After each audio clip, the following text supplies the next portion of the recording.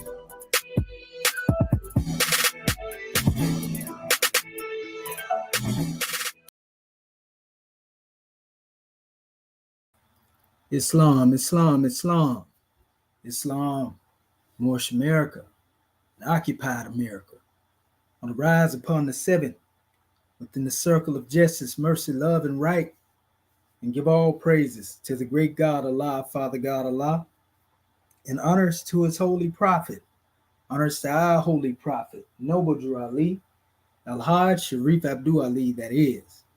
We give honors to our Moorish kin once again, here, there, and everywhere, and therefore honors to all of you who are continuously honoring yourselves by being yourselves. We give honors to our Grand National Seal. We give honors to our Grand National Emblem, National Flag, Divine Constitution, and bylaws, and honors to all of you who are indeed a living manifestation and personification of everything, and I do mean everything, the Holy Prophet, Noble Drew Ali, and the ancestors brought to make us a nation. I want to welcome our family back, and I want to pick up where we left off at. We still going to keep it on a brief measure, not real brief, but brief enough to where our people can have a chance to digest the information. I want to give honors to our family born dog. We see you got the notification, family, and hopefully our other family get it as well. You know, praise be to Allah.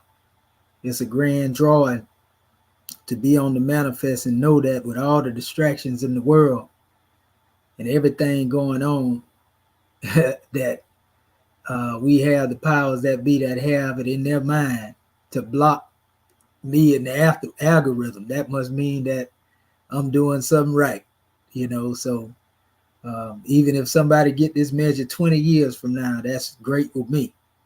But the main measure is that we here to put the information on the manifest. And I noticed that our people don't support what's real. They like to support, you know, a lot of what they feel like entertain them. And a lot of that has to do with the reason why, you know, the breakthrough is a little shallow as well, because we don't have a lot of beefing and going to war and, you know, banging on individuals in this channel. So I know that has a lot to do with it as well, because our people want to see people act crazy. They want to see them act a fool, you know. But at the end of the day, we're here to bring the information out. So I just want to really, like I say, pick up where I left off at on this subject matter that I came up with. And I'm going to just pull out the other drawing to show our people the sources of this information. I already showed it to them earlier, but I'm going to actually show them where I excerpt it from, because sometimes people don't even believe you when you show it to them, as you put it together, so to speak. So what I'm going to do, I'm going to start back and pick up where I left off at. Let me see if I have it open. Yeah, I got it open right there. I'm going to see, can I share it from here? Let's see. Let me go back over here. Make sure that our people, oh yeah, they can see it real good. So yeah, I was touching on this drawing dealing with the Moorish and N.O.I attestations of the tribe of Shabazz. And for those who don't know what attestations are, attestations have to do with showing the proof or the evidence of something. And as I was going over this earlier, I was talking about the etymological connection and root in relation to dealing with this name Shabazz and a grand revelation that came up. There's a lot of our people that are getting into it with each other because they don't understand linguistics.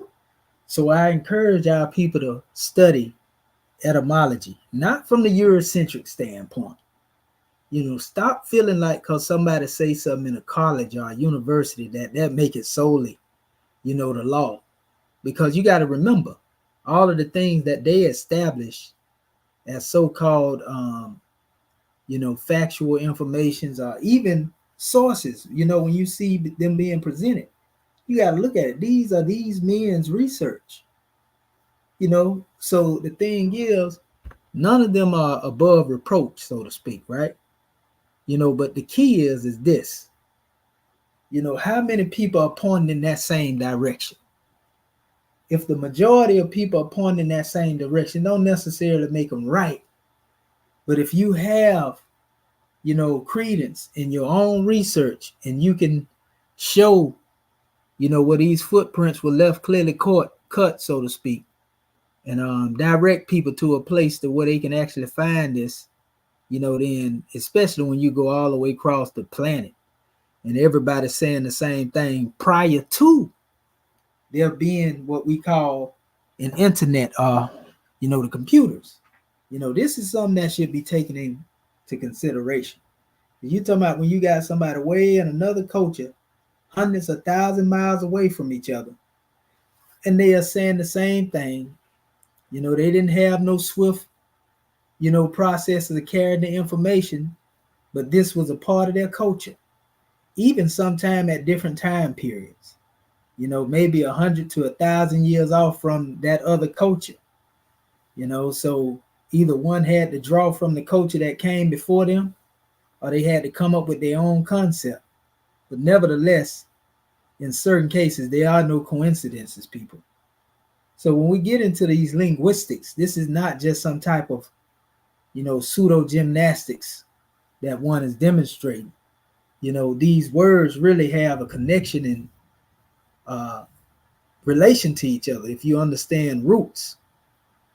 So as I was showing our family here, I went into all of these roots up here. I should have put, this particular measure over here, but it ain't no big deal. It's still the same thing. And I was showing the Shimsu Hor, the Shimsu Hor, and when you look at it, I removed all the vowels. I removed the E from here, and I removed this was actually, the U is here, but, it's Shimsu Hor. And I was showing our people that the letter M is interchangeable with the letter B and also P. These letters are interchangeable with each other in sound shifting in linguistics. And these things can throw people off. Like I showed down here, you see Shimsu Hor, but you place the B here, it becomes Shebsu Hor. You see? Or it can be Shebesu Hor, or Shebesu Horis, or Heru. Then we can have also Shepsu or Shepsis, which is a name in Kemetic language that means noble. The Sheb or the Sheba, actually means tribe. It means, the number 7. We take the H off, we got Seba, it becomes teacher. the Cushites, and so forth and so on. And so we can connect this all to the Shemsu Heru, or the Shemsu Hor. The God tribe, we can take that back to the Shemsu Hor. The number 7, as it represents Kemet, we can take it to the Shemsu Hor. Being noble from Shepsu, the Shemsu Hor was also known as a noble tribe, you see? Now, the noble tribe references the Shemsu Hor, yet these are known as the followers of Horus, or the followers of Heru.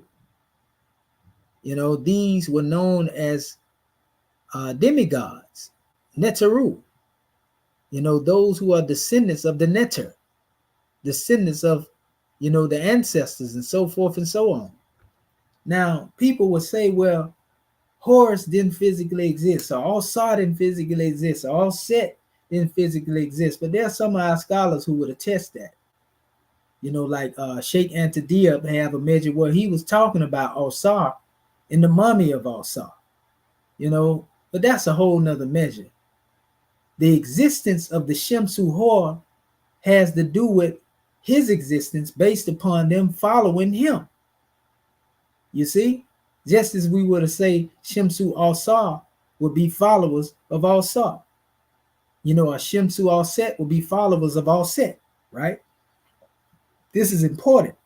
So therefore, the Heru, Al-Set, and Al-Sar would exist through the people. And so these people would be physical beings. Whoever was the king or the Nisut on the earth, not only did they become Al-Sar when they passed on, but if they had a son, then their son would come forth first, being, Heru, holding that station. And then when they come into the position where their father transitioned, then they step into the position of Al-Sar. And when the Heru portion moves up, most of the people that are following, the creed of that particular Nisut, this becomes those who are following in what they would call, the European like to call it, the cult. But we would say the supreme, what we would call the highest God idea to them at that time. So they followed in the footsteps of the person that was on the throne. You see? This is how it goes. This is what makes Heru a physical entity. Because Heru is a station that's often mentioned, even when it comes to dealing with rulers in general, because rulers receive a Heru name. They receive 5 names, actually. They got their birth name. They got their name that deal with the throne. They got their double name. They got the Heru name. All of these different names. And they may even be different in the sense of what we're looking at, the etymological root. They may be different names. Sometimes they may be similar, but yet they are bearing the name of those who came before them. This is why we often say we the return of the ancient ones. So understand that when we say that Al-Sar is physical, we're talking about the ruler who was present on the throne at that time. When that ruler passes on, he becomes the resurrected Al-Sar. That resurrection actually comes through the seed that follows behind him, if he has a seed. This is Heru. So those who are on the manifest, they are following that Heru. That's how they become the Shemsu Hor. You see what I'm saying? So for example, the Shemsu Hor may not be physically active as far as what you can see, but we know that there are adepts that have continued the line of initiation into these teachings. So there's no doubt in my mind that there is not an Al-Sar that is present. And this goes on a deeper level, because this Al-Sar, is not just dealing with one particular people, but this Al-Sar has an extensive reach, almost like the Attestations with his many rays, meaning the adepts who own the manifest at that time to teach the people. You see? So you would have to know who that master teacher is, to know if he is that Shemsu Hor. You see what I'm saying? The follower of Heru. So this is a powerful demonstration. And this is the same thing dealing with the woman. So if you have a family that's basing themselves upon the teachings of ancient Kemet, by default, following the teachings of the Sabaite, the instructions of the ancestors, by default, the man of the house, he would be the Alsa. The woman of the house, she would be all set. You see, so if the brother and the sister, Alsa and all set, give birth to a male seed, that male seed will be the Heru that will follow his father in the event of his demise. And then he becomes the Alsa in the event of his demise. But if there's a sister that is born, a young lady born, then she would follow, in the tradition of being the Alset. You see, though their mother and their father is physically not there, Alset and Alsa becomes physically manifest through their seeds. We live on through our seeds. We live on through our generations, family. That's why even in the Islamic concept, it said is if you have killed someone, it's like you have killed the whole of humanity. You see? So understand this. This thing go deeper than just, this mumbo jumbo that these people be talking, because half of these cats have nothing, when it comes to contribute to you all, when it has to do with bringing you peace on a spiritual level. A natural scientist can't teach you how to be peaceful, people. Natural science can only teach you how to deal with things that you see around you on a daily basis. Nothing wrong with that. But when somebody try to exclude, you going into the aspects of dealing with building on your spiritual nature, that's a problem. Because if you solely just dealing with things on the manifest, then how will you react when you deal with hardship?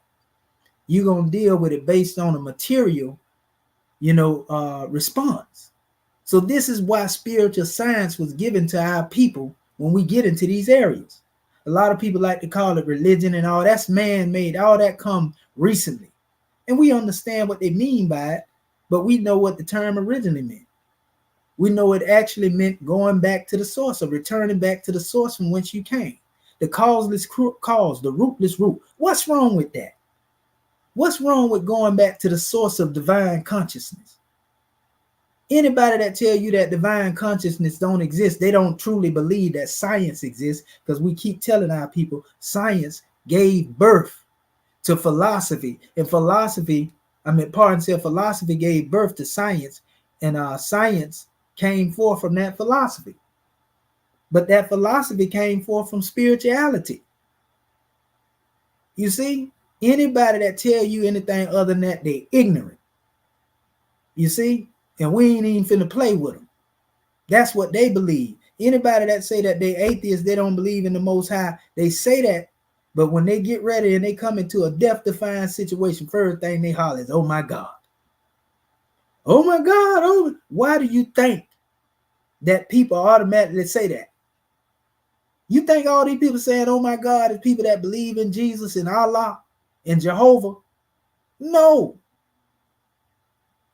It naturally comes up out of them. And even though God ain't really the name of the supreme reality, that's what we understand the supreme being to be, the higher power. So soon as something happens, let somebody go to shooting, AK-47 in a crowd. You know what I mean? People go to, oh my God, running and carrying on, oh Jesus, God, whatever. They go to calling on any deity that they have heard of, based upon the tradition that they come through. So they need to stop that foolishness. Atheists, and I told them, now one of them ain't been able to rebut me on this. I done faced a couple of them.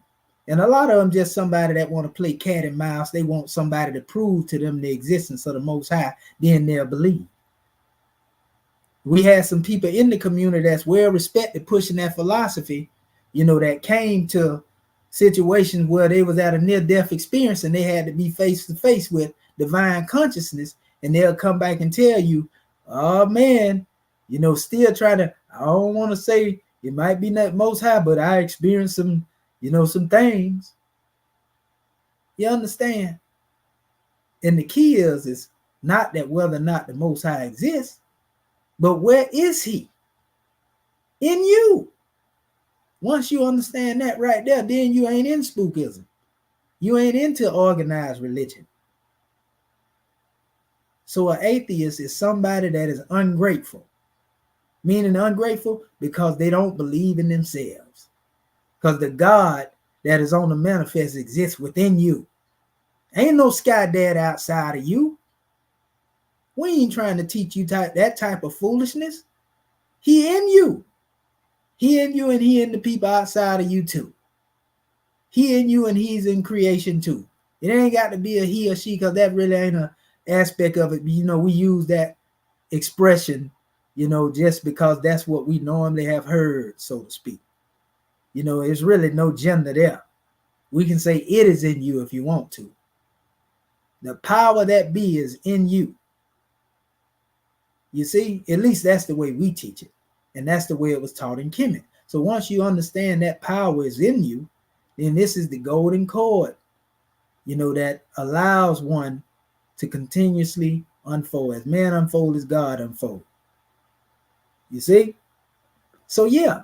So as I was going through this, like I said, the M is interchangeable with B is interchangeable with P, and all of these names can go back to the followers of Heru. You know, be it being noble, you know, be it being, you know, of the God tribe, you know, man, we can go into all these aspects. But then you had Shabazz Garhi, which I was speaking to our people about. Go to my other video on the tribe of Shabazz and you'll see. You know, Shabazz rule, which deal with the science of Sufism, coming out of the same area here. You know, pretty much a lot of the Persian Sufistic mysticism come from the same area. You know, but also, you know, there's a deeper teaching because, you know, Sufism would trace itself back to Kemet, to Tehuti, divine mind. So I brought it all the way from there up into here, you know, Shabazz and Heru. You know, and then I went into again, you know, our beloved brother, Honorable Elijah Muhammad, telling our people about where the tribe of Shabazz went and where they located. And he said, the God of this people and of the earth and of the heavens said that this man went into Africa, right? It is known today in what they called at that time the jungles of East Asia. So this extends into the Arabian Peninsula, like we said before. So they left, you know, that region that was called the Holy City of Mecca, according to Honorable Elijah Muhammad, and they went into the Nile Valley civilization and established a civilization there. It says, and began a tribe from himself. They went into the jungles of East Asia and began a tribe from himself because of the other scientists rejecting his idea. The tribe of Shabazz relocated to the Nile Valley of Egypt and the present seat of the Holy City of Mecca, Arabia. This is what the Honorable Elijah Muhammad said. This is what the Honorable Elijah Muhammad said, right? And this was, he got plenty of publications on this. You hear the nation talking about this all the time. 1962 broadcast titled again, The Tribe of Shabazz, according to Muhammad Speaks. But then I was showing our family, because I was doing research. That's what even got me on this. I wasn't even going in this direction. But when I find things, you know, I like to bring them forth to our family. You know, I had already did a video on the tribe of Shabazz, a couple of measures I done put out there. So I like to compile in my archives every time I come forth with more information, just like I do with the Kemetic language. You know, when I speak on hieratic, it's the same thing. I compile my information and knowledge as I move along, my archives. But it says these are perhaps the Shemsu Hor, the followers. This is an excerpt, and I'm going to show you where I got the excerpt from in a minute.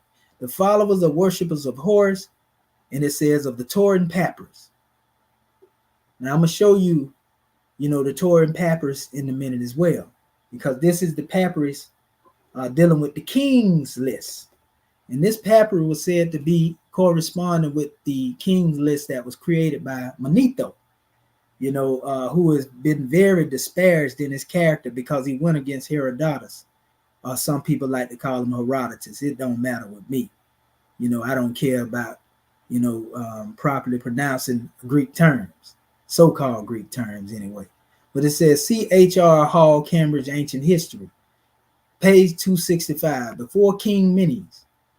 Now, Menes is said to be Mina, Norma, some people say that, United Lower and Upper Kemet. You know, but the Shemsu Hor are said to be before that time. You know, in our first video, our brother Mighty Hebrew spoke on it correctly as what we call the pre-dynastic Egypt.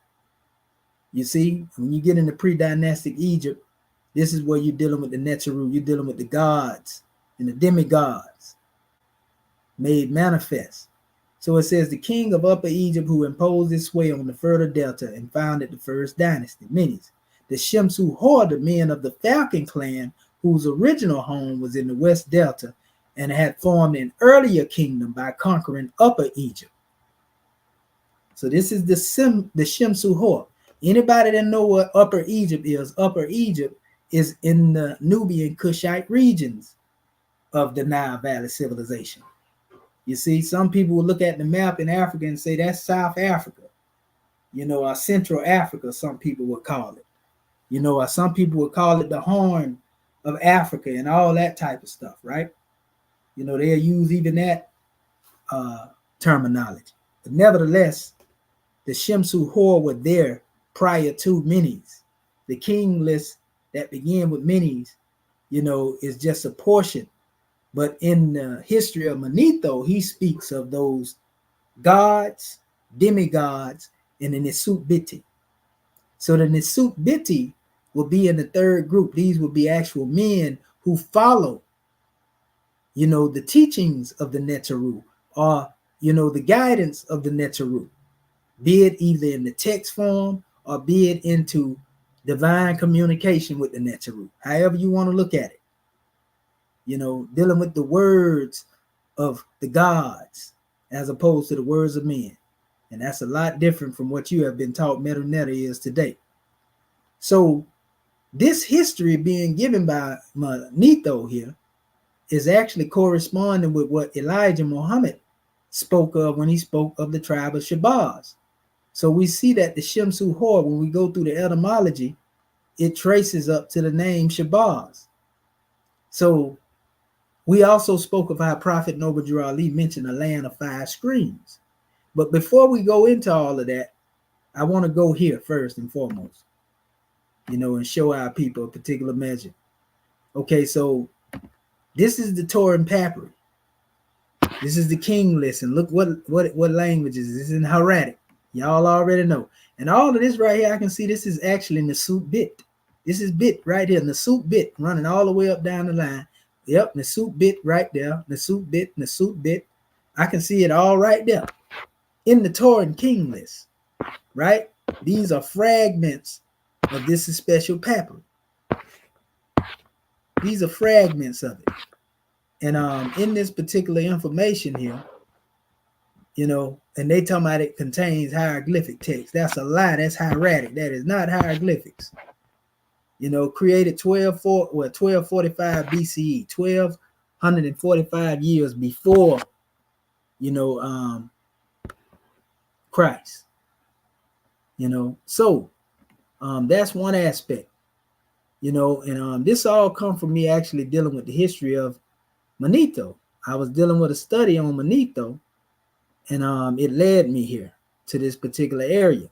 You know, and as I went in there and I seen a mention of the Shemsu Hor, that was a powerful demonstration. And I actually have it here. This is the actual translation of this work. And this is where I got this from in the book. You know, this is the same thing right here that I took out of here. You know, it was talking about the gods and the demigods. See right here? It was talking about, you know, everything began with Isis and Osiris. These were the first to hold sway in Egypt. And this corresponds to the teaching when I often tell you all, you know, that Tehuti was their teacher. But anyway, that's a whole nother measure. Tehuti means divine mind. But it says, therefore the kingship passed from one to another in unbroken succession down to the bits, or the bitties. You know, and it says through 13,900 years. The year I take, however, to be a lunar one, consisting, that is, of 30 days. So instead of a year being 365 days, they are saying that the year here is understood as 30 days instead of 365 days. What we now call a month, the Egyptians used to formerly style a year. After the gods and demigods reigned for 1,255 years, and again another line of kings held sway coming after them. Them would have been, your earthly kings coming behind them. Then came 30 more kings of Memphis who reigned for 1,790 years, and then 10 kings reigning from 350. You see, this is all your Nesut bit. You have your gods, your demigods, and your Nesut biti. Your earthly rulers. Some people call them pharaohs. Some call them Sarah, sons of Ra. Some people call them Ra-Mesu. They give them all types of titles. Remember, even in the Piscean record, it tells you God got many names. But it says, there followed the rule of spirits of the dead and the demigods. And all of this, when you add it up, comes to a period of 5,813 years. And the total of the last 5 group amount to 11,000 years based upon these dealing with lunar periods, as opposed to what we think are annual periods that deal with the solar calendar, created by the Julian. That's a whole nother measure. And then we already know, if we go deep into the history, we find out that even their calendar, that they have with 365 go beyond Julian, because it was also demonstrated, as a Sothian calendar, so to speak. But that's a whole nother measure. We'll get into that at another time. But this is where I took my portion from. These are perhaps the Shemsu Hor, the followers of the worshippers of Horus, or the Torin Papyri, and then it goes into that, and it speaks of the king of Upper Egypt who imposed his sway on the further delta and founded the first dynasty. Then it says the Shemsu Hor, the men of the Falcon clan, whose original home was in the West Delta and had formed an earlier united kingdom by conquering Upper Egypt. So they was known as the Falcon clan, a Falcon tribe. You see? Then it even goes into, the concept of the 24,900 years or 24,925, which is dealing with certain cycle ages that a lot of the Christian-based and Jewish-based scholars, Josephus and all of them, they didn't want to accept this. At one time, they were honoring Manetho until he started talking about the Hebrews being leopards, the Israelites being leopards and all of that. And so they wanted to come forth with a remaking of his history. And that's why it was really convoluted as it is, and why it had been so rejected, even though modern scholars do honor, this guy's teaching. This is Manetho, a real Egyptian priest, right? And they'll give you a version that they say only come forth in the Greek. But personally, I would tell you that Torah and sign list, being that it's so close to this here, is possibly the real source behind this. I would have to go into it and do a lot more reading and dissecting the Torah Papyri to come to that exact conclusion. But I personally believe that's what's going on. And they are calling it the Torah Papyri, but that's probably the real history that has been given by Manetho. That's my approach. You see? So yeah, it goes in here. But in truth, the whole rule of which the Egyptians tell the rule of the gods, the demigods, and spirits of the dead is reckoned to have comprised in all 24,900 lunar years, which makes 2206 the solar years.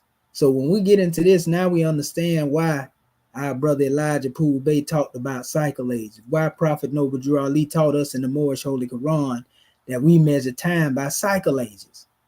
You know what I mean? And I spoke early on this. You see? Now it even goes here. Watch this. It says, now if you care to compare these figures with Hebrew chronology, you will find that they are in perfect harmony. Egypt is called Mizraim by the Hebrews. Mizraim lived not long after the flood. For after the flood, Cam or Ham, and I done told y'all about these sound shifts before. Sometimes you'll see KHM. See, you got to stop being tricked. So they be talking about ain't no such thing as Ham. That's a lie. Ham is Cam. Ham is the same thing that's mentioned in the Kemetic documents as Cam, people. You see, the son of Noah begot Egyptus, and Noah's name was actually Menachem. Noah is connected to Menachem, and that's a whole nother drawing. That's his name. Mizraim, who was the first to set out to establish himself in Egypt at the time when the tribes began to disperse this way and that. Now, the whole time from Adam to the flood was, according to the Hebrews, 22,042 years. 22,042 years. 242 years, pardon self. You know, so it says, but since the Egyptians claim by a sort of prerogative of antiquity that they have before the flood a line of gods, demigods, and spirits of the dead who reigned for more than 20,000 years, it clearly follows that these years should be reckoned. It says months.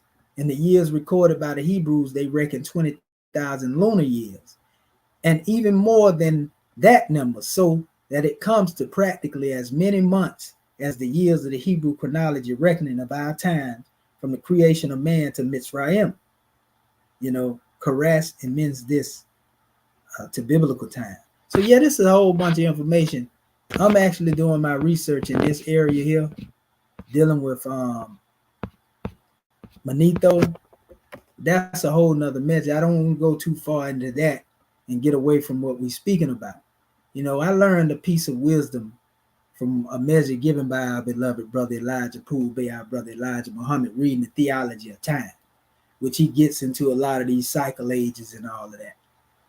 You don't really hear our family talking about that a lot.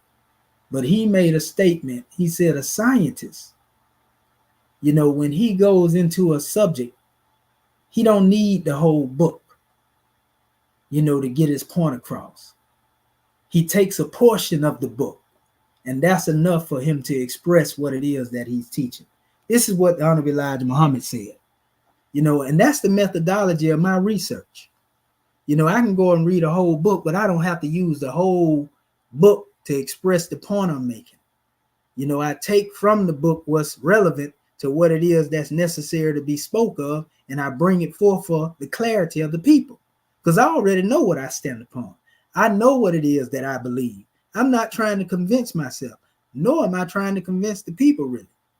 You know, what I'm doing is presenting attestations that deal with, you know, what is proven. This is proof. Now, somebody said this, somebody taught that. Now, I'm going to show you what the records say. That's my methodology. You see what I'm saying? Noble Drew Ali said this.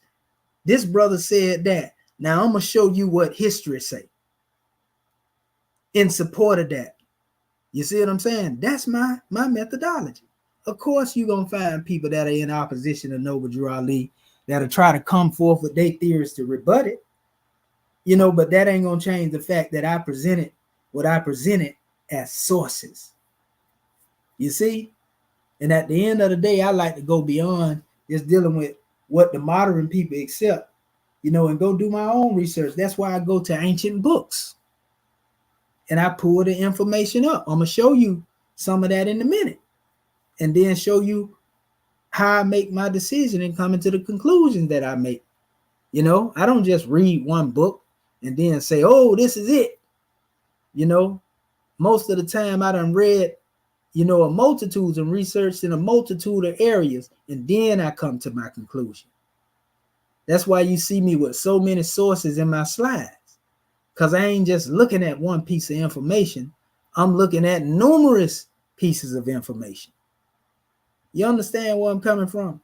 And I look for it not from people that just believe what I believe. I look for it from the enemy, because if the enemy is saying the same thing in the record that my people are saying the same thing of, then that means the enemy wasn't disingenuous. That means the enemy was honest.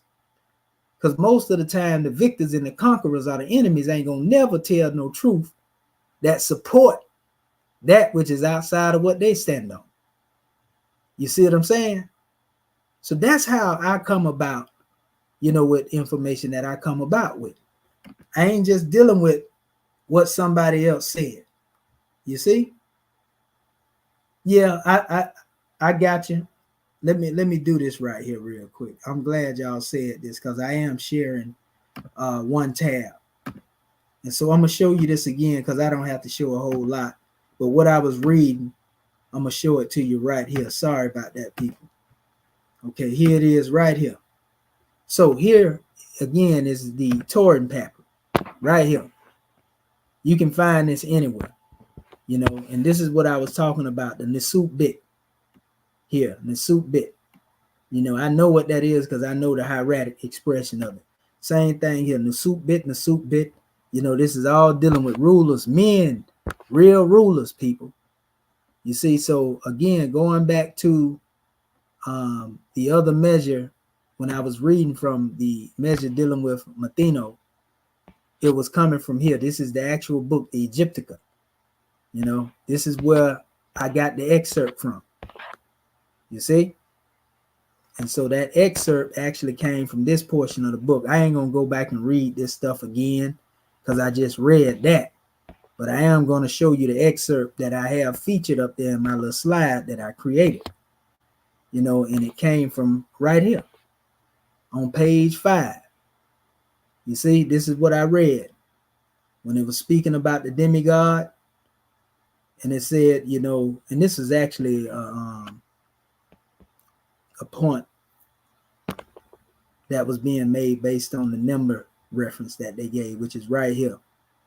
You know, yeah, I go right here. These were the first to hold sway in Egypt. You know, it actually tell you that, you know, coming from Osiris. Osiris is a Greek term, you know, because this document was preserved in what they like to call Greek. We know it's really Hecopter. But that's a whole nother measure in and of itself. Typhoon is another form of Set. You know, Alsar is Osiris. And then you have Eru, which they're calling Horus here. You know, the son of Osiris and Alset. We know who they talking about. These were the first to hold sway in Egypt, the first family. Thereafter, the kingship passed from one to another in an unbroken succession, down to the Bitties. So it comes from Alsar and Alset the Heru to the Nisut bit. Same thing I was showing you in the Torin paper up there. That was written in hieratic, not hieroglyphics. You know, so it goes into through 13,900 years. The year I take, however, to be a lunar one, consisting of that of 30 days. Like I was telling y'all before, they say what we now call a month of the Egyptians used formerly to style as a year. You know, so after the gods and the demigods reigned for 1255 years, you know, and again, another line of kings held sway for 18 and 17 in years. Then came the 30 more kings of Memphis reigning from 17 to 90 years, and then again 10 kings of this reigning of 350 years. And then there followed the rule of the spirits of the dead and the demigods for 5,813 years. You know, so they went into all of that right there. But down here, you know, as they made an emphasis, right, when they were showing who the rulers were, right, they had a portion here. And they made reference to this portion right down here. See right here where it was talking about in the suit bits, number 1. So we know this is referencing commentary. In the commentary, when we come down here, you know, we see that it goes into the demigods, you know, and it speaks of the spirits of the dead. It talks about these are perhaps the Shemsu Hor, you see, the followers and worshipers of Horus, of the Torin papyrus. So they're saying the Shemsu Hor, you know, are the followers and the worshippers of the Horus are mentioned in the Torin papyrus, right? And then it goes into other references here. Before King Menes, the king of Upper Egypt, who was imposed this way upon the further delta and founded the first dynasty, the Shemsu Hor, the men of the Falcon clan, whose original home was in the West Delta, had formed an earlier kingdom, you see, by conquering Upper Egypt. You see, and I was showing you again, where our brother, you know, the Honorable Elijah Muhammad gave a similar history. So once you understand this, now some people, when it comes to dealing with information, man, they so prejudiced to where they can't stand to hear certain things. So it's going to be those who hate Islam that can't stand to hear what I'm saying right now. It's going to be those who hate the Moors or hate the Nation of Islam that can't stand to hear what I'm saying. You know what I mean? Well, I don't care about that. This is for the people that want to know the truth and the people that want to see the connection between this information and see where it actually came from. That's who I'm concerned with. I don't care about the haters, because half of them ignorant and don't know nothing anyway. You see what I'm saying? They just be talking out the side of their neck, and when a lot of them try to challenge the information, they don't have no sources. They just be running their mouth. You see what I'm saying? Putting on. You know, so this is for people who want to see information, you know, an integration of the information where you can see what somebody is saying as opposed to somebody just trying to talk, you know, and trying to create a point of contention for entertainment. You see what I'm saying? I'm not here to entertain you. When I say entertain, I'm not here to taint you, to taint your inner being with lower self-behavior. That's not what I'm here to do. I'm here to bring you, you know, information. Now, what you do with the information, that's on you. Hopefully, when I bring this information, and some of you, brother, that may not even be a part of being Moorish, N.O.I, whatever. You know, when you see, you know, people going at each other, you can use this information to bring balance to the conversation. I hope that's what people end up doing. Because I don't speak just to be heard. I'm speaking, hopefully, to tap into the minds of those who want to see how people become one. I'm not speaking to promote the Moorish ideology over what everybody else believes. I'm trying to show you where we united at. That's the whole theme of everything that I teach people. The whole theme is to show you why we should be one. Once you understand that, it's easy for you to accept what I'm saying. If you don't understand that, looking from the outside, looking in, you know, you're going to come up with all type of foolery. You see what I'm saying? So this is for the people who want to unite. You see, based upon the information, as opposed to those who want to keep going to war and having the same meaningless conversations over and over again, every year, every day, every month, every week, and not growing as a result of that. If the information don't make you evolve, you know, cause you to become a better human being, throw it in the trash. If the information teach you to constantly be divided, you know, even from the God within you, throw that information in the trash. Because these people don't know what they're talking about. You know, so I ain't really playing with them no more. It's only scimitar talk from here. You know, the diplomatic, you know, measures is out. You know, all that stuff right there. We ain't going to war and going in no hatred. We just saying if somebody come up here, you know, with talking about they're against something, they better be able to prove it. Because we want to see what you saying. We tired of hearing you yapping about what you don't like and how you don't believe in the Most High be existing, and you just talking. You giving a bunch of rhetoric. We want you to prove that the Most High that don't exist. Prove that it ain't a supreme being that's greater than you. Even Einstein knew that. Einstein knew a being was greater than him. You ain't got to call him Allah if you don't want to. You ain't got to call him Yahweh. You don't have to call him nature if you don't want to. You can call it energy if you want to. But there's a higher power that exists that's beyond your physical flesh. If it ain't, then why when you go in the dirt, you ain't got no choice but to go in the dirt? Science can't stop you from doing that. When it's your time to go, it's your time to go. So what has scientific literature done, you know, to keep you from doing that? So that's proof that there's something greater than what science can bring forth. Science still trying to figure out how the body works. Science still trying to figure out how the universe works. And that ain't going against science and just talking bad about it. I'm just telling you the limitations of it. So the limitations are based upon what's greater. And what's greater is the reality that science cannot stop you from dying the day of tomorrow if it's your time to go. So what's behind that act of you leaving here must be greater than science. If we want to use some logic now. You see what I'm saying? We can beat around the bush all we want to. So let me go back over here. I want to go to, our measure, as I just showed you what my sources were.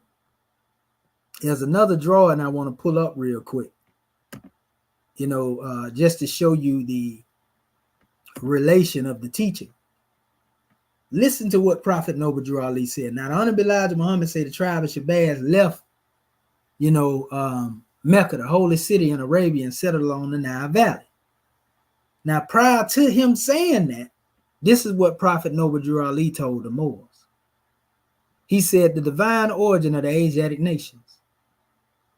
The fallen sons and daughters of the Asiatic nation of North America need to learn to love instead of hate, and know of their higher self and lower self.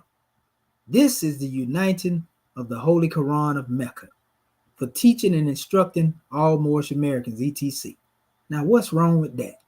What's wrong with somebody knowing about their higher self and their lower self? Because that's what we teach. That's way beyond religion. In ancient Kemet, this is called the science of the Samai Tower. You see what I'm saying? It has to do with the uniting within oneself, understanding that ain't no good and evil in you unless you believe your limitation to be good and evil. You can be whatever you want to be. You can be good if you want to be. You can be evil if you want to be. But that all comes as a result of your own choices. Some people call it free will. But anyway, notice that Prophet Noble Drew Ali using the term Asiatic nation. And I showed our people on many occasions that this word Asiatic goes all the way back to ancient Kemet, and it relates to even the word remet, the word that's used for men. There's a connection, to remet in the word Asiatic. So there are times where in certain texts, you will see remet being translated as Asiatics. You see, this is true. So listen to what Noble Drew Ali said. Honorable Elijah Muhammad said the tribe of Shabazz left Saudi Arabia and went to the Nile Valley and set up civilization. So Noble Drew Ali said this. He said the key of civilization was and is in the hands of the Asiatic nations. The Moorish, who were the ancient Moabites and founders of the Holy City of Mecca.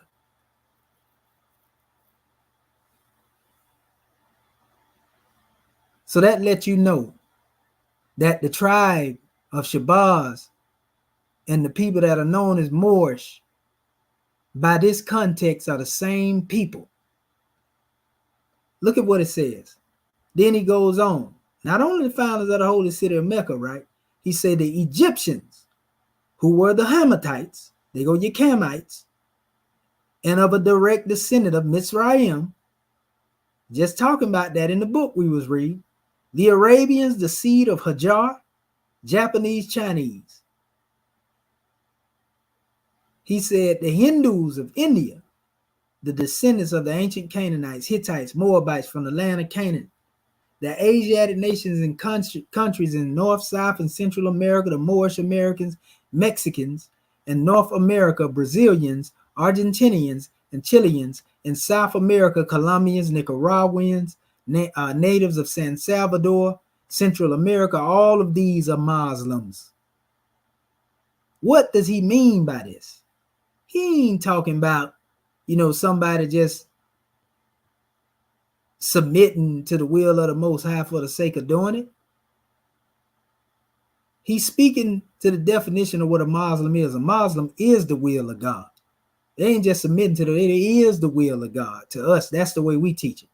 We don't just submit to the will, we are the will. There's a difference. That means you're an instrument. We call it deific tie. So he said the Turks are the true descendants of Hagar, who are the chief protectors of the Islamic creed of Mecca, beginning from Muhammad I, the founder of the uniting of Islam by the command of the great universal God Allah. And all of this can be proven by those who know history. Now, if you ignorant, you're going to type words and type how's this and this and how's that when you're not understanding. Prophet Noble Drew Ali gave this information, and the scientists today are saying the same thing he said. Elijah Muhammad was basically saying the same thing Noble Drew Ali said. You see what I'm saying? They were saying the same thing. the E1B1A gene. You know, when we go into the history, talking about all of these people right here.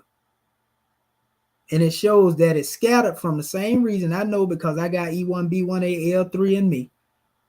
You know, and that came from, you know, what we call the Kushite or the Sudanic region along the Nile. Ramesses the Great. I don't say that like I'm bragging and boasting. I'm saying that's an automatic connection letting you know if that is a part of my DNA. And this is also a part of the DNA, you know, of North Africa in certain areas. Then this shows you the connection. This showing you that Noble Drew Ali gave this history properly without even giving you the DNA test. How he was able to do that right there? Because he understood etymology.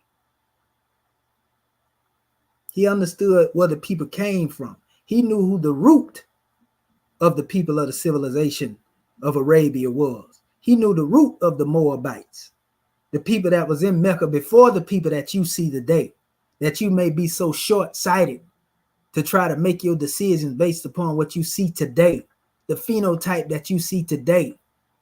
See, when Noble Drew Ali was saying this, he was saying this when the phenotype was of the ancient Cushites, because the ancient Cushites were the original inhabitants of Arabia. When he was saying this about the ancient Moabites, that's why he said ancient. He was speaking of the Moabites that were not as the Moabites you see today, and the Canaanites you know today. He was talking about the original Cushites that were in those regions during the ancient time. When he was talking about the Hamatites, when he was talking about the descendants of the Arabians and Hagar and Japanese, our people were over in all these places before what you see today. It's many of information and plenty of information. All you got to do is look up the Aboriginal people. Look for the Aboriginal people in Saudi Arabia or the Holy City of Mecca, and they're going to tell you it's Cushites. Look for the original people that was in, you know, Moab, before what you know of the biblical Moab, and you're going to know the Cushites were there. Look into Kemet before you look at the Egyptian today with these fools out here trying to teach you some Hermetic hypotheses, because that's what they're teaching you. Talking about Caucasians was the Egyptians. Ignorant. They ignorant. So the Cushites established Kemet. It was Cushites that established India. You should love to hear this history about yourself. The only reason somebody hate this is because they've been taught wrong. So as many of our people that study in the teachings of what we call Hebrew, and they studying it from a European perspective, that's why they going against it, the Kemetic and the Cushite knowledge. If that shoe don't fit you, don't wear it. Brothers like our brother Mighty Hebrew, he know the proper history. That's why he ain't got problem with nobody else. But if you going under that concept of Josephus and what the European has taught you, what the Jews have put into this information, that's part of the problem, family. You got to revet your information. I do it when it comes to Kemet. I tell you that the Ptolemies went into Kemet and remixed the teachings.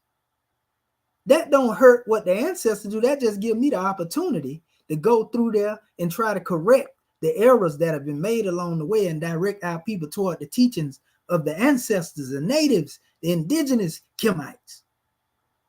Admitting that it has been remixed and people have came and taken over don't hurt you. And this is what y'all got to start remembering. If you call yourself a Hebrew, admitting that you have been following a doctrine, the interpretation of it, that is not the same as it was originally revealed and that you need to get back to that, admitting that is not going in opposition to you. You just have to correct your methodology and get outside of that Eurocentric and Jewish history that has been given to you that has caused you to look at yourself as the enemy. You understand? And it's the same thing dealing with Islam and understanding Prophet Muhammad. Get out of that Arabized way of thinking. Think not with Arabia. That's what I'm talking about.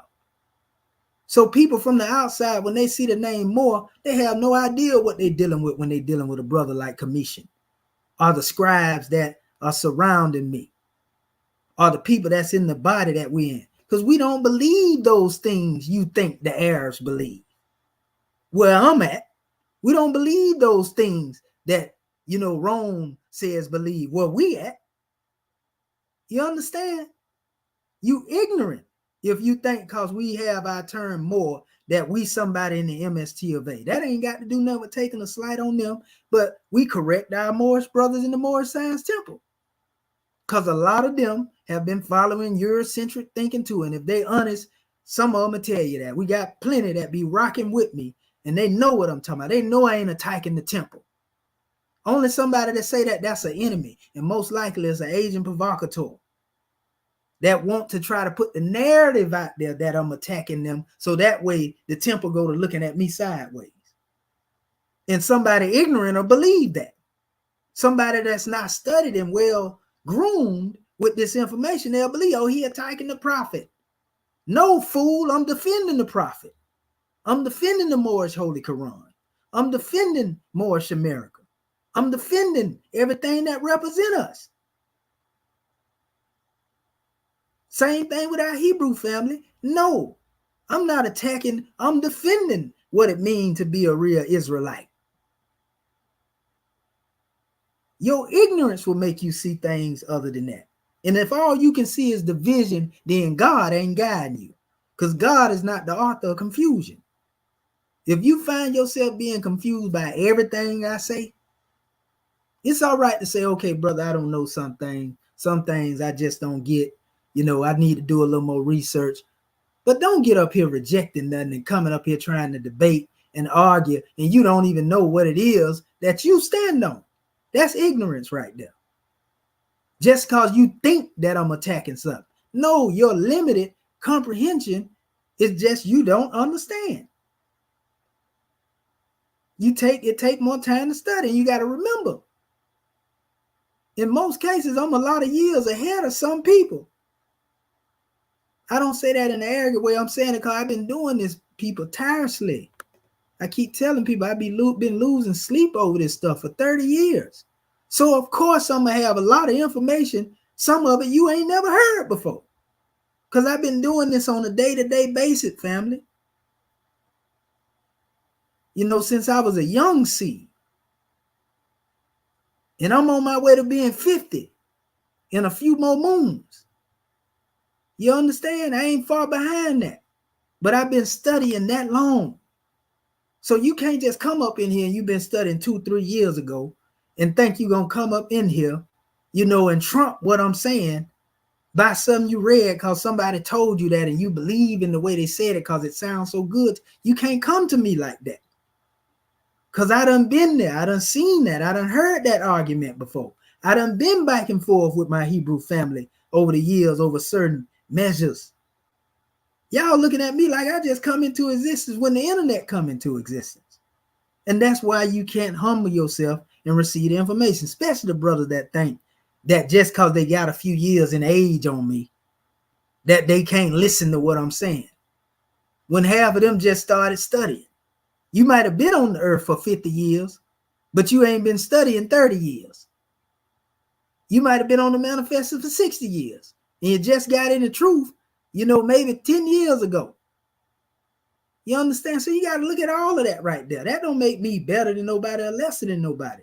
But I'm just telling you, I understand the dynamics of what I'm dealing with when I'm dealing with some of these brothers, that like to try to challenge the information. When I'm here trying to unite, that's my sole purpose. I ain't trying to be your master teacher. I ain't trying to be your leader. I ain't trying to be your guide. I don't want to be none of that. You know why? Because I know for one thing, our people don't want to learn. But my duty that I know the truth is to teach my people, irregardless of who don't want to learn. You understand? That's just being real. So that's why I open up my information to the public. I'm showing you what we all want. I'm not trying to push an ideology.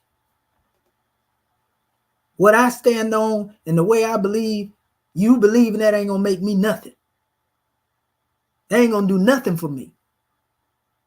You see what I'm saying? I'm just getting the information out here because I love to give my people the truth. That's my agenda. You know, anything else outside of that, that's for, you know, the foolery. And we ain't even demonstrating like that. So, you know, this is a powerful demonstration, family. You got to know the history. You got to know the history. If not, you're going to be forever misled by the mystery.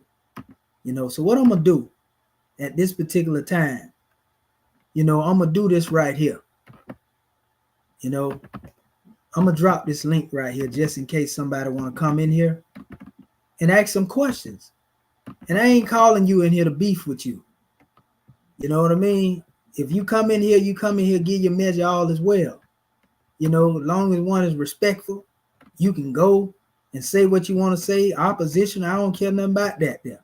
You can give your measure, but I'm saying if you give a measure, if you come in here, because most people, you know, sometimes they'll come, sometimes they won't. If you come in here, just have information to back up what you're saying. You see what I'm saying? That's what I'm talking about, because that do the people justice. So let me try to get this link in here while I give y'all another measure. You know, and like I say, I ain't being long and drawn out with this demonstration. I'm going to shut it down, you know, real soon.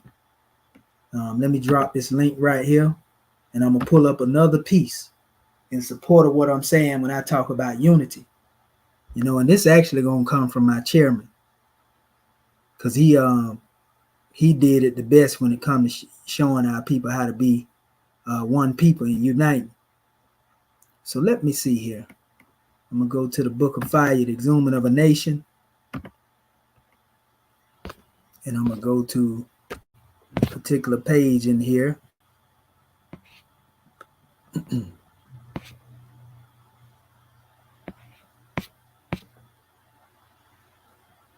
Just give me a second. Like I say, I'm waiting for anybody. If you want to hit that link, come on in here. You know, and we can build, man. You know, let our people know the truth. We one people, man. Regardless of what anybody want to say. You know, talking about all this other foolishness they be talking about. And it be a lot of outlandish stuff out here. A lot of time when you see me go on other platforms, I'm going out there to show our people again what it means to be one. You know, that's my only drawing right there. I'm for that. I'm for what make us one. Trying to pull it down here. Give me a second.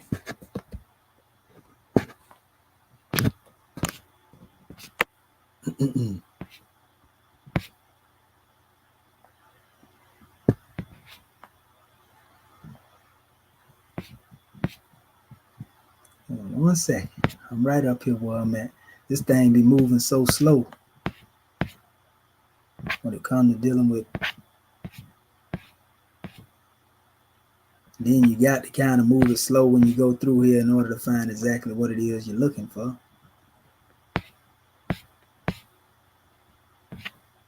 I want our people to know exactly what it is that we teaching here.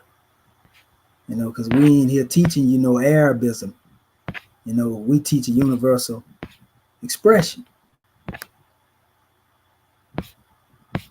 Okay, let me see here. I'm going to go and check and see if anybody in my queue yet.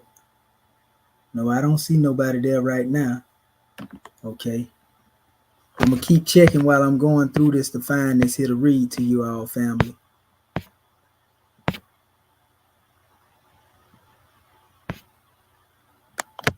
Okay.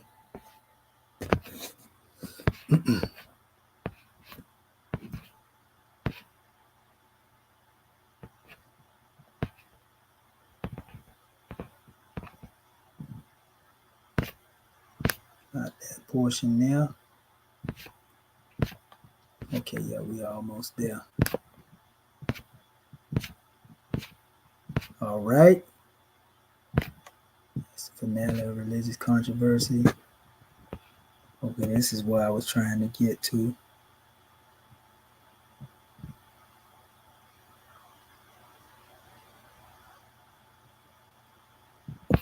Okay.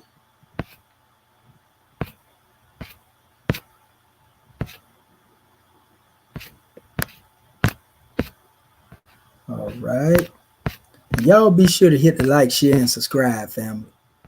You know, and direct our people to the channel so they can get this information. I'm trying to arm you with the truth. I'm going to tell you something too. I'm going to give y'all a little, background. Because it's a lot of people be coming and they look at this channel and they talk all that talk, right? But a lot of cats come here because they know I have a lot of sources, right? And they go and they take the information and they try to remix it. Shots out to y'all too. You know what I mean? Because the people get the truth either way. I don't have to take credit for it. But honest to y'all as well. But some people, they know what it is and they'll try to take things and utilize it, at their own leisure, so to speak. But like I said, it only matters that the truth got out there. I don't have to have credit for that. But we see you. We know what you're doing. Let me see here. Okay. Oh yeah, we are almost there. That right there, that there. A little bit more. A little bit more. Here we go. All right. Yeah. Okay. And the chairman was getting it down, man. Can't know anybody write like this. This 700 pages right here, straight fire. So this is our approach. This is our school of thought. Let me check the queue again and see if anybody might be there. Nope, ain't nobody in the queue. The link is there if you want to get in here, family. This is our school of thought in the circle that I draw with. An ancient Kemetic Moorish history / Moorish history. The illustrious prophet Noble Drew Ali was the first Moorish American patriarch to teach the lost and found descendants of Africans the truth about Adam and Eve. He said they are the mothers and fathers of the human family, Asiatics and Muslims. Now, just in saying that, a lot of people don't know, Asiatic simply means earthbound. That's the physical part of you, but the Muslim aspect has to do with the part in you that lives long after you. Remember, we said a Muslim is the will of Allah. So everybody that's earthbound as an Asiatic ain't necessarily a Muslim. But that's a whole nother measure. And our father and mother is Ish and Isha. But that's a whole nother measure as well. It says, although the entire human family began in Africa, the majority of their true history has been secretly kept from their children in the Americas. How many of y'all disagree with that? A whitewashed European version of Adam and Eve has been force-fed through Christianity to these African children during the subjugation of their mother continent. Until the advent of the Holy Prophet, the Western world saw the first human family on earth through the spectacles that had been prescribed with falsehoods, myths, and hypocrisy. Y'all disagree with that? Through these European designer glasses, the modern world saw only a pale-skinned Adam and Eve who lived in a mystical Garden of Eden. Is my chairman lying when he say that? This Eden had an exclusive for whites only sign at the entrance. He just using a little humor there. We know he not literally saying a white folks only sign was in the Garden of Eden.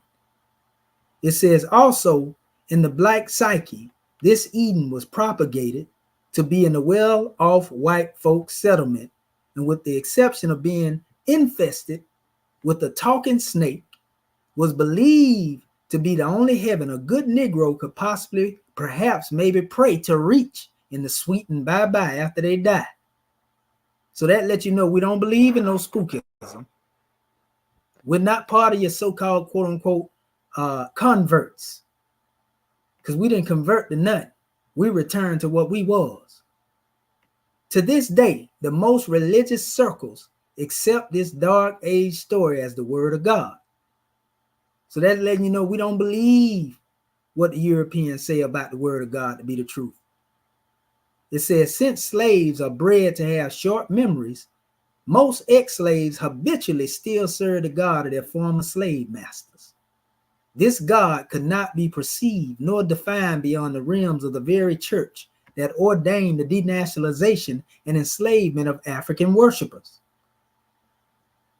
When Drew Ali first brought the true history of the Africans to the Moorish, they became awed at its infinite, universal, and deific depth. To this day, all of the millions of Negro churches in the United States, with countless Bible thumpers, there is not one so-called African Christian with full relationship knowledge to the true origin of Adam and Eve. The story of Adam and Eve is actually the original verbal historical account of the first civilized people of Africa. Not saying Adam and Eve in the biblical context, but they're speaking of simply a first man and first woman. You know, this is just a historical account that has been told biblically under the name Adam and Eve. But we're really talking about the African God man, African God woman. You get it? It say it is the truth of their origin, fall and attainment to perfection being told by wise men to all initiates. The glory of this first man and woman represents the complete cycle of the great God in man. This circle of life was called Emmanuel. That means God with us. By the Israelites, the ancient Israelites. The holy story of Adam and Eve is the divine essence of a chartered course that all men must ultimately follow. There is no escape from the fixed destiny endured in the historical infinity of the story of Adam and Eve. Without the pure knowledge of one's derivation, any person armed only with human knowledge will face the instability of their karmic present while awaiting the obscured future. Without the true knowledge of Adam and Eve, a first man and first woman, get out of the biblical thinking, carnal man will believe he lives in the make-believe life that is trapped between birth and a death. In this chapter, the required do or die light of Adam and Eve will be revealed. How the esoteric history of Adam and Eve has been used to lessen gods into humans and reduce humans into Negroes. The deliberate burial of the true value of the first family on earth will lay bare the dark aging of a people. The state of ignorance about Adam and Eve has also been used directly to secure the institution of slavery in the Western Hemisphere. This state severed the paternal roots of nearly 500 million African nationals, detaching them from the human family with the marks of Negro, Black, and colored people, NBC. Every nation that claims attachment to the human family has had their Adam and Eve. So the chairman getting into the context of what these terms really mean. As opposed to being in some biblical hocus pocus, every nation had their Adam and Eve. It just means in one context, a first man or first woman. For example, brothers, you would represent an Adam in your family if we're using it in the context of what we're talking about, as opposed to thinking about some biblical 6,000 years ago. Your goddess would be your Eve. You know, this is just the physical aspect of you. You the first man, first woman of your family, and you give birth to your bloodline. Your father and your mother was an Adam and Eve. Your grandfather, his father, and your grandmother, they were an Adam and Eve. This is how we're looking at it in this context, not in the religiosity, hocus pocus. The Bible is full of Adams and Eves. However, most of them are shrouded under the names begat, or begot, or begotten. In fact, the Adam and Eve genealogy of Yehoshua, the Christ, through his father, Joseph and Mary, and mother, Mary, in the books of Matthew, it says 1 through 16, Luke 3 and 23 to 38 are sound examples of how serious African nationals truly are about their divine origin. Adam is the founding father of the human family of nations and his first patriarch. Other more renowned Adams are the great Ham and his lineage of Cush, Mizraim, Put, Canaan. Also, there's an undeniable father divine of many nations, Abraham with his sons, Ishmael and Isaac. All of these are Adams of great nations, civilizations, and religions. The latter sons actually subdivided the first religious creed, the ancient Chaldæan mystery system, into Judaism and Islam. So that lets you know right there that we diverge away from Arabism. We diverge away from, the European or, the Jewishism. We letting you know where our teaching comes from. We know what it really means. We ain't so much caught up in semantics and wordplay that every time we hear the name Adam, we got to condemn somebody, like some of our people that's listening may do. Hold up, let me look real quick and make sure ain't nobody tried to get in here. Okay, so let me go back. Come on in here now. The link right there. If you want to come in here and give your measure, you're welcome, family. You're welcome. So watch this now. Listen to what the chairman say. Sharp. Most Americans can now relate to George Washington, Thomas Jefferson, and Quincy Adams, etc., as being the founding fathers of the United States of America. By design, they are the indisputable Adams of the USA. However, today's problem with the same Americans is they have very little understanding when it comes to their ex-slaves being a clean and pure nation with their own Adam. Hence, the purpose of our subtitle, The Exhuming of a Nation, to the biography of Noble Drew Ali. Indeed, also by divine design, as revealed in this biography, Prophet Noble Drew Ali is the return of Adam. By this design, he is the first patriot and indisputable founding father of the lost found tribe of Ali, the new Moorish American nation. It does not take the research and ability of a master historian to realize the existence, absence, and exhuming of this cornerstone of the human family, and that only Noble Drew Ali, having been born among them, proclaimed this nation as his by their one divine name and number. Drew Ali states, all Adam and Eve are mothers and fathers, yet they are one. Hence, the honoring of one's father and mother became one man's first obligation and source of strength. The so-called Negro race and other NBC people are the only people on earth today without a mother or father, from whence to honor.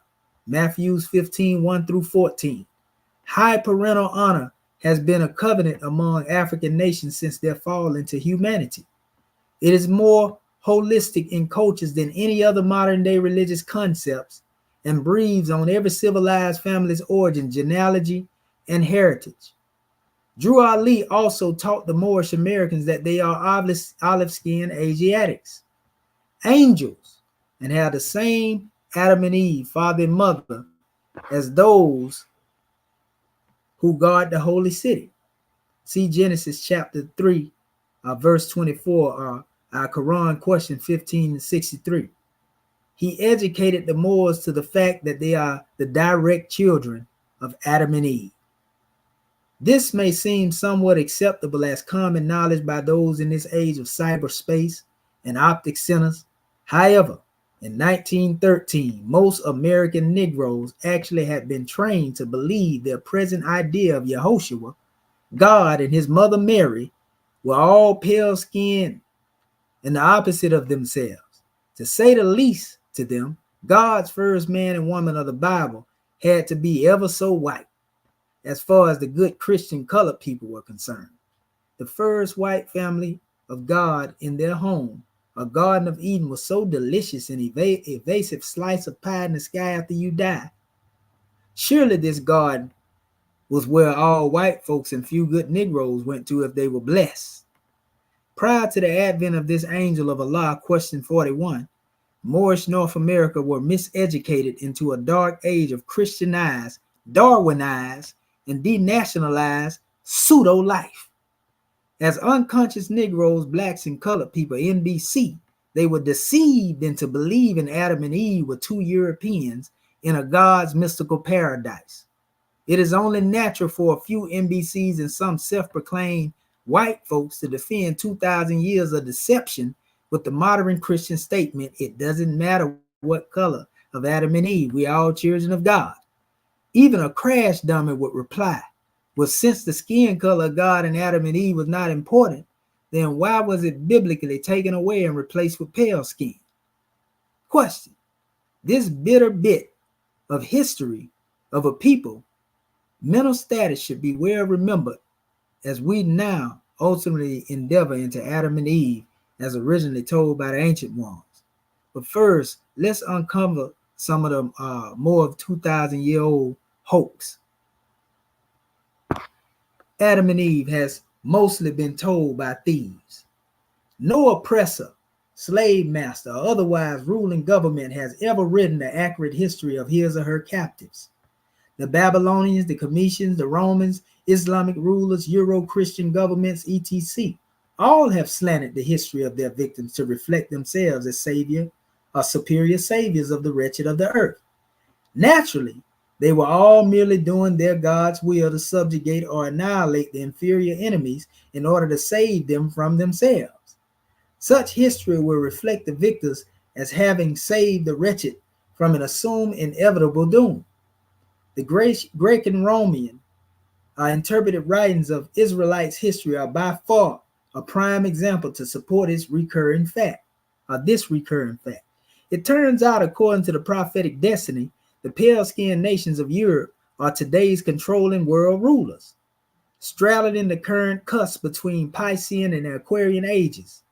Naturally, their great book, which tells his story of the conquered people of African descent, is the foremost propaganded and most read book in recorded history, the Bible. The Bible, by far the greatest book of collected African history to be written by Europeans, oddly enough, was not written by Africans, and is not the infamous Word of God. No, God did not write the Bible. The Greeks from Europe wrote the first draft of the Bible, and it was called the Septuagint, religious finale. See that? That's a chapter in this book. Noble Drew Ali said, you can't control how other man writes your Moorish history. But when you get the pen in your hand, write your own and tell the truth and sign your name to it. That's the greatest teaching prophet Noble Drew Ali could have left behind. The ancient Cometians, having enslaved the tribes of Israel, misnomed them collectively as Hebrews. This was a very degrading label and not the free national names of the peoples. This renaming or labeling one's chattel is not a new phenomenon. Historically, slave masters have never addressed their slaves by free names. Slaves, as with all other properties, are given slave names.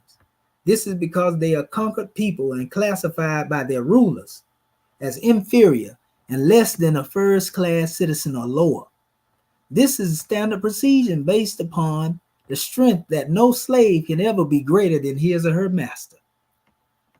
In these modern days, history has repeated itself with the renaming of West African Moors into Negroes, blacks, and colored people in BC.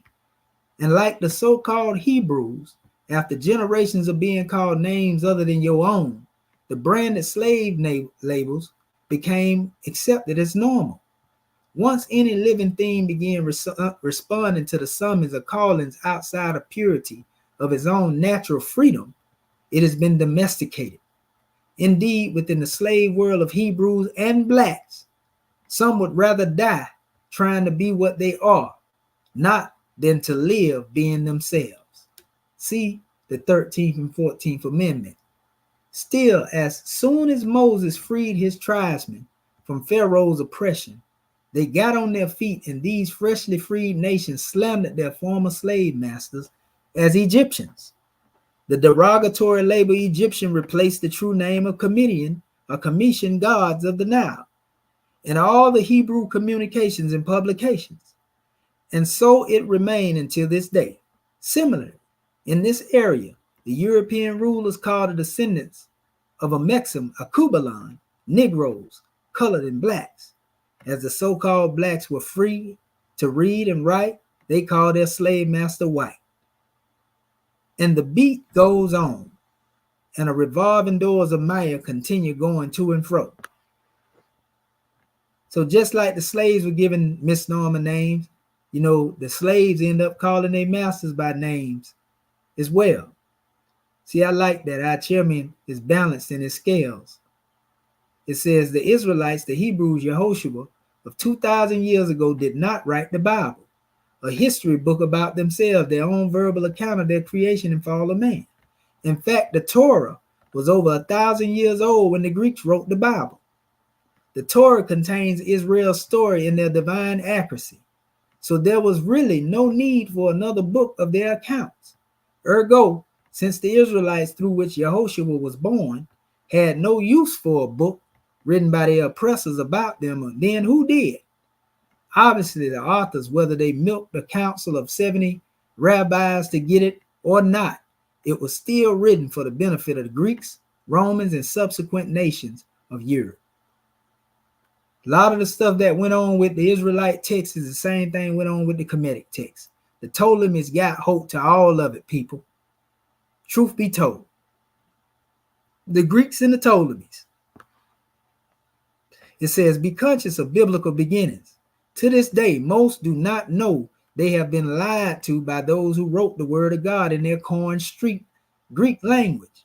The biblical Adam and Eve saga was amongst the first literature the slaves were allowed to or force-fed to read, and was greatly enforced with barbaric dosages of the fear of the white man, God, by European rulers and slave masters alike.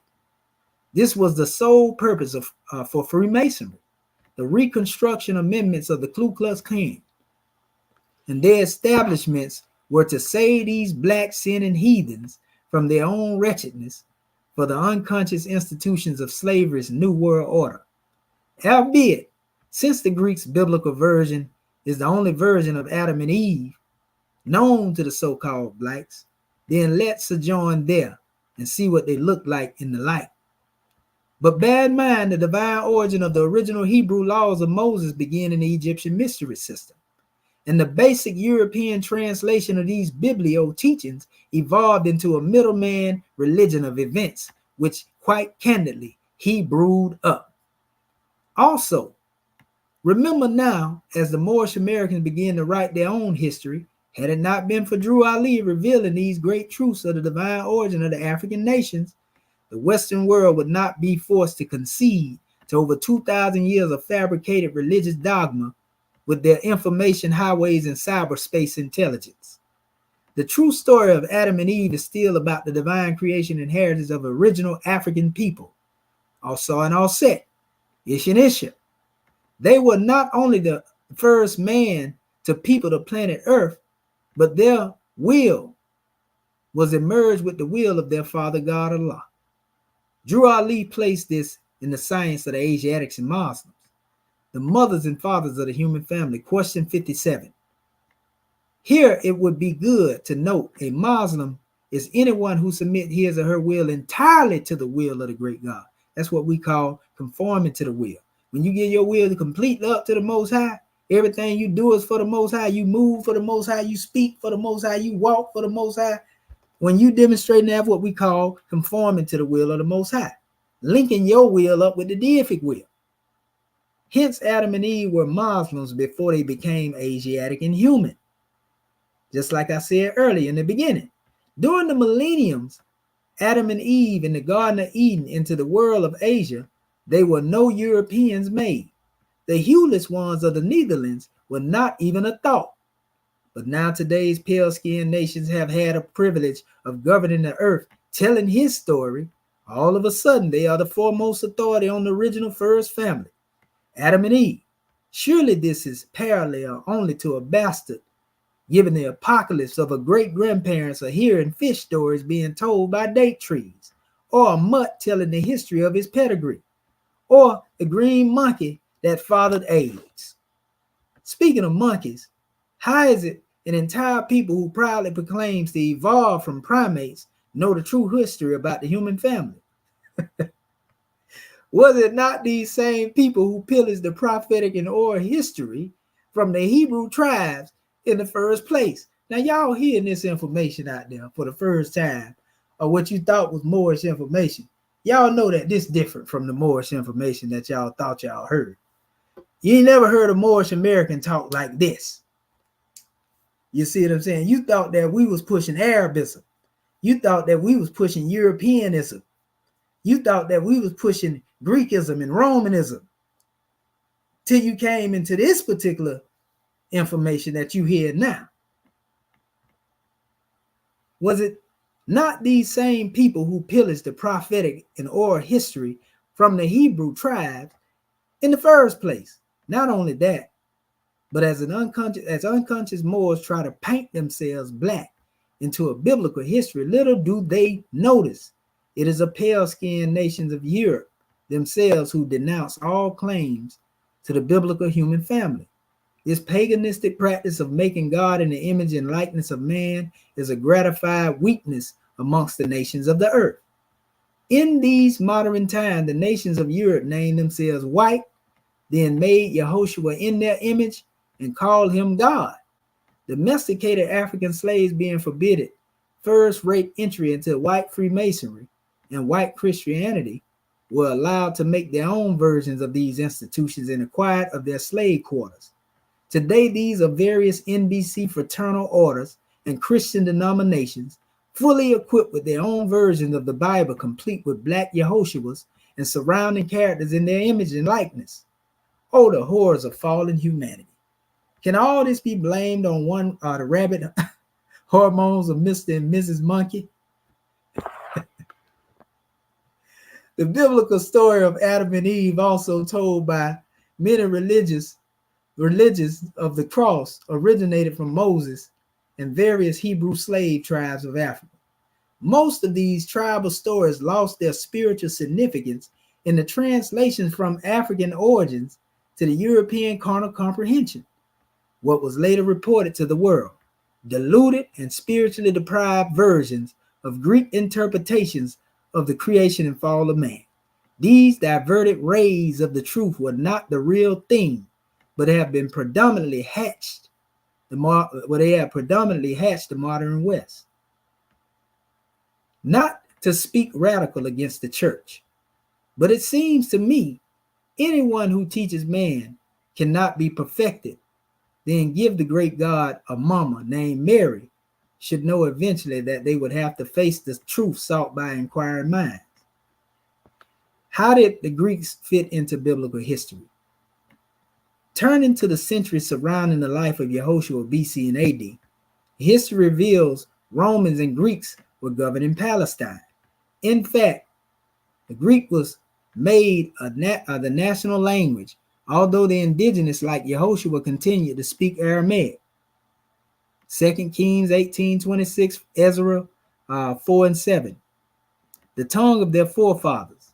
This is similar to the English being made a national language of the United States, although the surviving Canaanite tribes, Indians, continue to speak the Athabascan and other indigenous dialects. True history will also reflect the Greeks thought all languages other than Greek sounded like blah, blah, ho humdy blah, and considered all non-Greeks barbarians.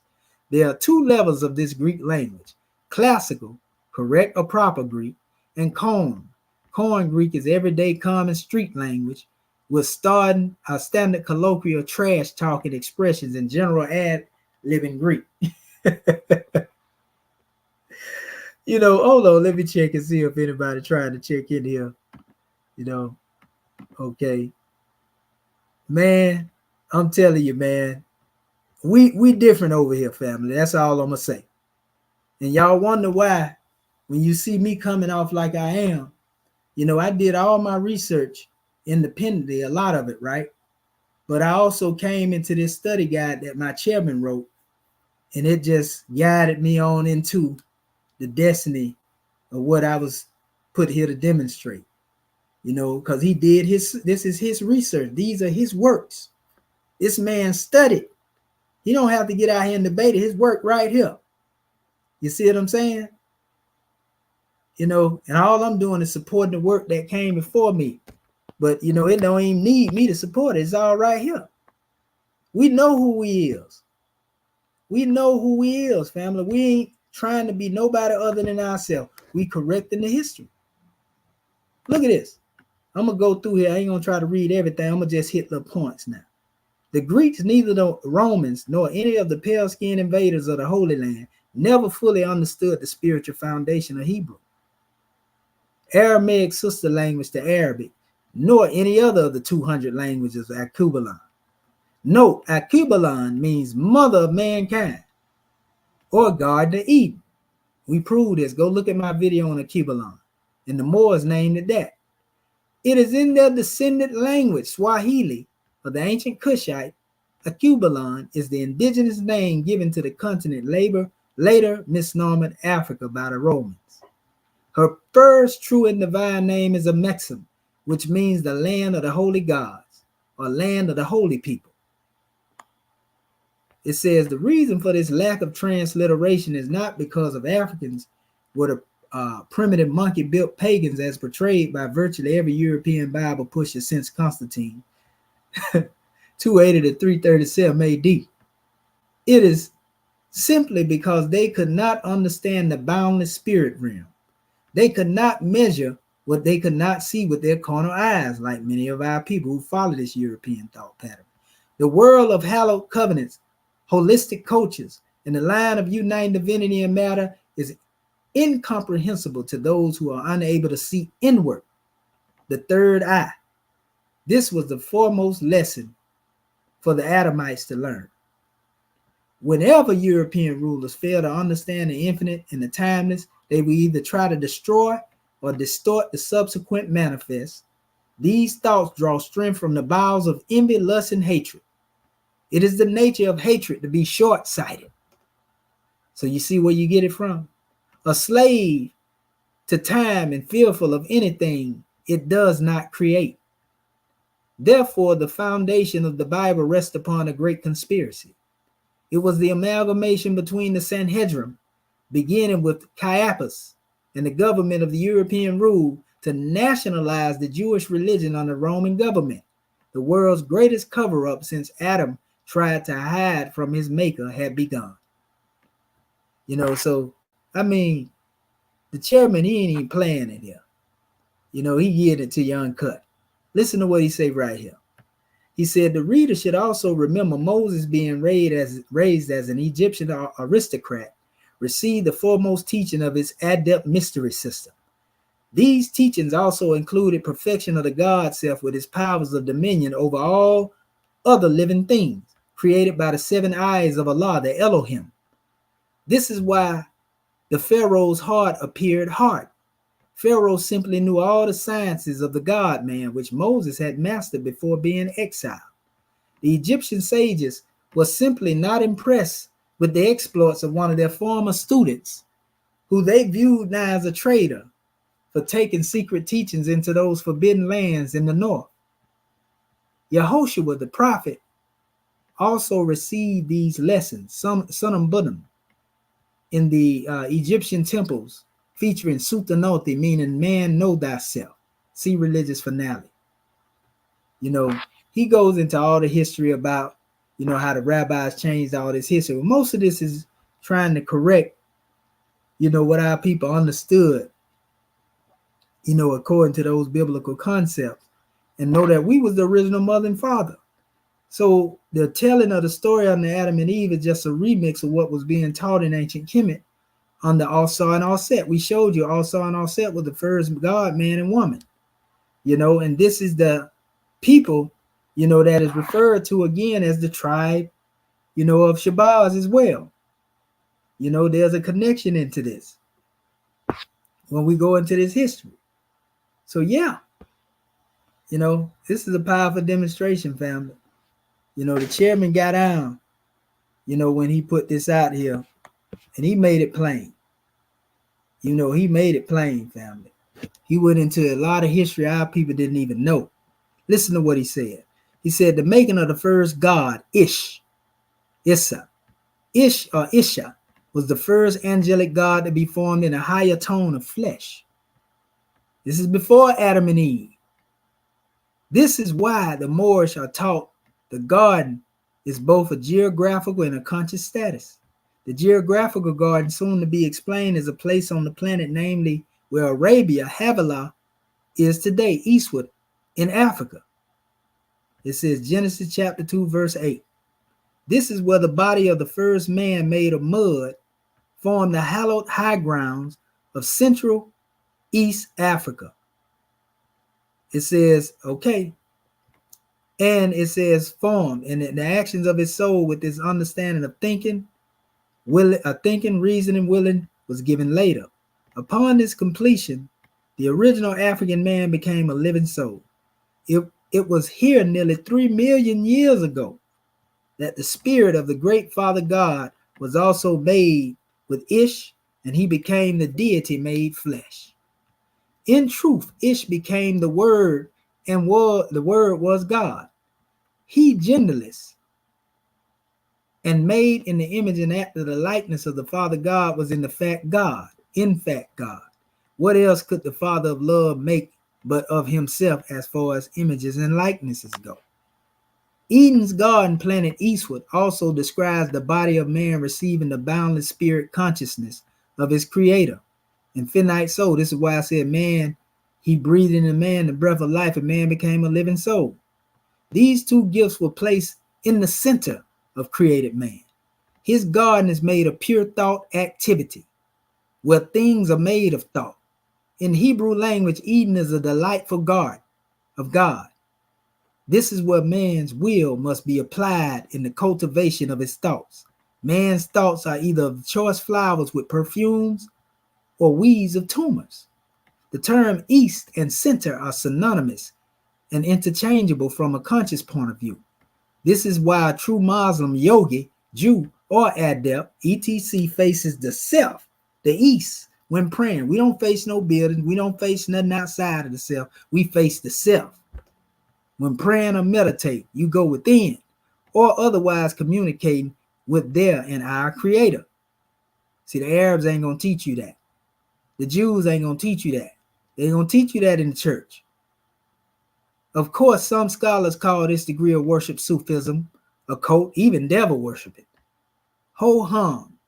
But these are mere scholars. These are mere scholars still aware of the infinite God state of their own garden. If these students would just remember everything conforms to its own nature. It is in the nature of the mind to become God. Anyway, moving right along. Question 57. Who were Adam and Eve? Answer: they are the mothers and fathers of the human family, Asiatics and Moabites. This is the question and answer of all American-born Egyptian adept master named Sheikh Sharif Abdul Ali.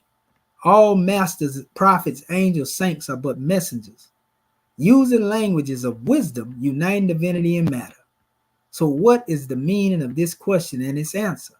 In darkness of misunderstanding, the very simple becomes most complex. In the light of understanding, the complicated becomes simple. We need to understand Adam and Eve so that we can better know ourselves.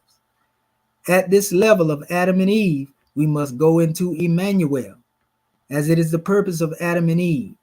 It is the comprehensive revelation to the gospel that the great God and man are one. In order to give maximum appreciation and value to the thing, one must know how it was put together and for what purpose. Anything made was structured in time, and time will also determine the longevity of its life before its purpose has ebbed. Man is the pride of all God's creation. Moorish Holy Quran, chapter 36, ayat 10. To not know the essence of Adam and Eve is to remain in the darkness from the true human life. This darkness is no laughing matter. It is man's unconscious self-imprisonment between the two great illusions of his carnal birth and death. Man needs to know his life is actually spent to build a temple of perfected man.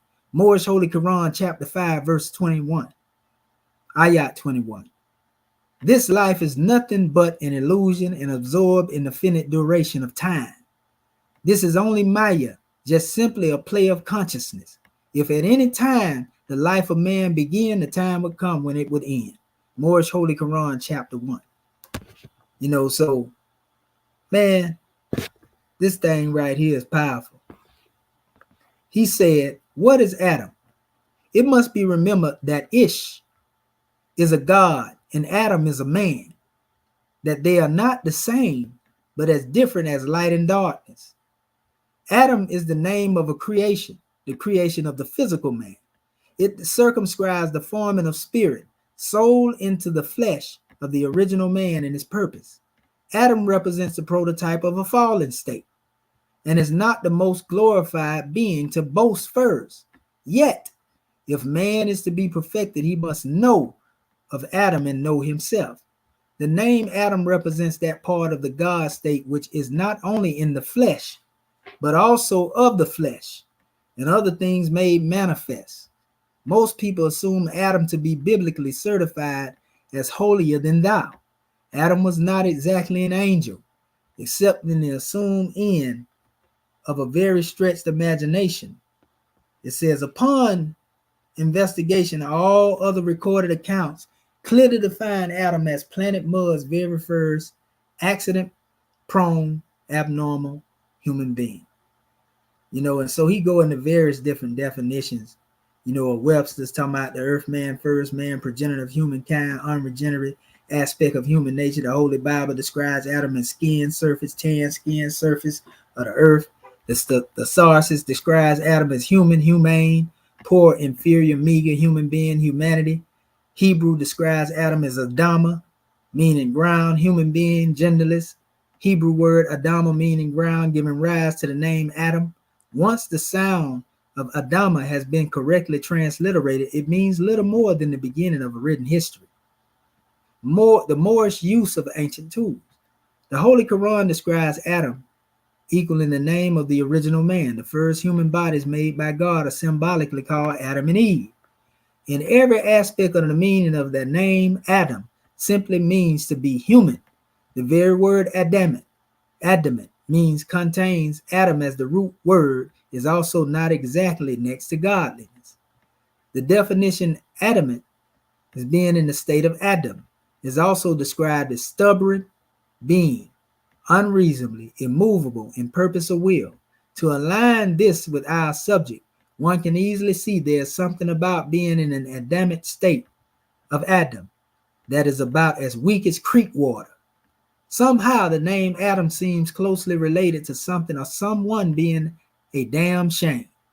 Everything about a thing is found within its first true and divine name. Its original name is its attribute and encompasses everything about the owner in a single expression, e.g. lion, bird, water, Chinese, air, man.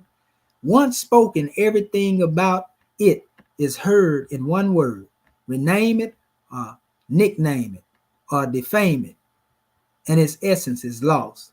This happened to a continent, its people, and their God. Africa, blacks, and Yehoshua as God or Son of God are not true and divine names. Like so, the name of the first physical man, it says, has the power to reconnect it to its creator. This is the reason why Drew Ali says a person must be learned, sincere, and faithful to effectively use this holy name. What is the name of the first physical man? His name cannot be used only by executive rulers of the Adept Chamber of the Moorish Science Temple of America. See MST of A. So we know that Adam and Eve, that name was used in the 101s. So with the Prophet Noble Drew Ali asks you, what is the name of the first physical man? He wasn't talking about Adam. It says, this simply means that only the perfected God man knows how to use the deific will of Allah. His heart must be pure and liberated. In the beginning was the Word, and the Word was with God, and the Word was God. Allah is the Logos, or perfect Word. Ali has often said there is no difference between the great God and his name. Those people relying upon the Word of God will find the absolute freedom in knowing of God's holy name and how to use that name as a guide and saving power. This is like a child that knows how to call upon its mother. If the child calls its mother by a foreign name, it will receive foreign results. This is why it's very important for the Moors to realize the name Adam means fallen God, a thought in flesh, or first physical man. These are states of thought for the human forming of man, but not his divine name. Man is spirit covered with breath of a soul thought, long before being manifested into a body of mud, which other men call Adam. The completion of this divine artistry, named man, all other manifests of destiny also had names: protoplasm, earth, plant, beast, angel, etc. A lot of people don't know protoplast actually mean first form man. And this is elemental state. This is the atomic state of man, i.e. why the Honorable Elijah Muhammad talked about the tribe of Shabazz coming with the planet Earth, beginning 6 trillion years ago. See, it says through the Elohim, the great God could only create a God from himself. So in the beginning, Ish was God and was with God, in likeness and image of God. All true creations produce of itself. E.g., plants produce plants, fish produce fish, birds produce birds, and the great God produced gods. Noble Drew Ali said, now men and birds and beasts and creeping things are deities made flesh. Moorish Holy Quran, chapter 10, ayat 9. So he said, before we go into the adept level of Adam and Eve, let's have a brief recap of our Moorish subject. In brief, the first bodies of the God and man in Isha were indigenous to the hallowed ground of interior East Africa, Eden. Since all these things created by the Elohim are manifest deities, e.g. planes of protoplasm of earth, of plant, of beast, of man, yet they are supplied with nourishment from the ethers of their native plane. This simply means whatever ethereal plane a creature was made from, it was also sustained by that special origin. Hence, the bodies of man being made of earth could also feed from the breast of the earth. The original man's body derived from the soil of a Mexim, a Kibalon. The Samaritans call it Eden, meaning plain. The modern Romans misstormed this translation of God in flesh, Africa. This is the reason the very name Africa does not contain any spiritual, natural, or indigenous definition to the continent and inhabitants, because it was named after Aemilius Africanus, a Roman general. Here it should be noted that when the God man was first created, he fed from the pure ethers of his native plane, which was spiritual in nature. He and God were one thought, joined now by harmony of the deific will. He was himself God. A God man receives infinite nutrition from his creator. In this state, the essence of his flesh has been raised to a higher tone and quickened by the holy breath, which the prophets call truth. It is the will of man that makes it possible to act, or this action of holy breath. Moorish Holy Quran, chapter 17, ayats 35 and 42 and 19, ayats 27 and 30. There was no need for coarser foods. In fact, during that dispensation, for nearly 2 million years, there was not yet a plant of the field, nor had the herb yet sprung up, and there was no rain when the God man was here. See, this man was created before the plants and trees. Adam and Eve was created after the plants and the trees. To surprise, these were the pre-Adamites. To surprise the most Bible beaters, there was no God and no Adam. Genesis 2, chapter 4 through 7. This is how they were able to live hundreds of years. So yeah, man, the chairman wasn't playing. He was not playing when it comes to this information. He said, again, this is a plea to the reader and not an apology. This book is not to down their biblical or their Bible, right? It says, but to be of aid to its understanding. The Greeks and fellow European nationals have been writing, rewriting, and writing the African history for the past 2,000 years, as though they are the foremost authority on the infinite origin of a Kubalan history. This author thinks perhaps the pale-skinned biblical accounts were written with the greatest intent to liberate the ripe olives gods of Africa. However, it is a little difficult for any child to write the pure history of his parents. In other words, the European are children of our ancestors. How they going to write the history? But anyway, it says, therefore, the exhuming of a nation is merely the Moorish writing their own history, and not a bashing of what has been written about them, but what about Eve? And so he goes on, into this special message. You got to get this book. Y'all want to get this book, man. Call headquarters at 434-676-1555. This is 700 pages of straight fire. Again, That's why we call it the Book of Fire, burning up falsehood, root and branch. Again, 434-676-1555. You know, that's where you get this book from. You know, so man, I mean, the chairman go in, and he used a lot of source material too. He was quoting the anthropologist Dr. Leakey, you know, and how they rapidly realized in Eden as North Africa, and these findings reveal African as the original man. Scholars of Buddhist, Mosaic Mohammedan laws have known this birthplace of man for millennia.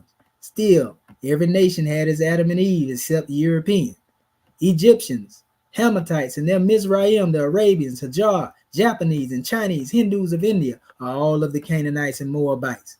I read that to y'all early.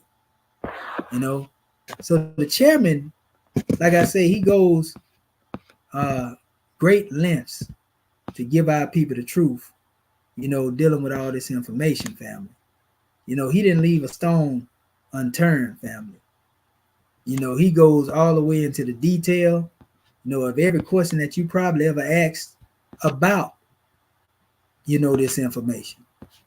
You know, he goes into everything it is that you can probably go into when it comes to understanding exactly who the people are. You know what I mean? Like, I mean, come on, people. We got to stop playing with ourselves. This brother went in, you know, and all this information up here, and just cause of people being prejudiced toward Moors, they don't even know it exists. So like I said, we different over here. You know, what y'all thought it was ain't what it is. We demonstrating a whole nother degree over here. And even the same thing when it comes to dealing with the teachers of Islam. We're not over here, you know, teaching no Arabism. We tell the chairman get on that too. You know, the fact that Allah brought all these things to Ish and taught to him first by the true and divine names of each bird, beast, creeping thing can be proven very easily. Actually, most Quranic scholars that disagree to the existence of the Garden of Eden do not have an immutable history to support their belief. Of course, these are mostly the same Arabs who've been burying Egyptian, Sudanese, Arab, African history for 1,500 years. Most of these scholars have no idea of the divine origin of Islam, or that it took the angel Jibril over 23 years to teach the Egyptian mystery system to Prophet Muhammad. The height of Muhammad's education was centered in the transliteration of ancient mysteries into the Arabic language. To give the pure truth in the pagan tongue, that must be a misprint, formerly accustomed to sales and poetry, is always a divine task. The Holy Prophet Muhammad reveals his angelic cultivation as being instructed to read the high degree called prophet. It is bestowed upon graduates of this first religious creed with its corporate sacred universities based in Kemet. You know, man, it goes on. I'm telling you, I can keep going on and on and on with this demonstration, family. But I ain't no need to beating a dead horse, so to speak.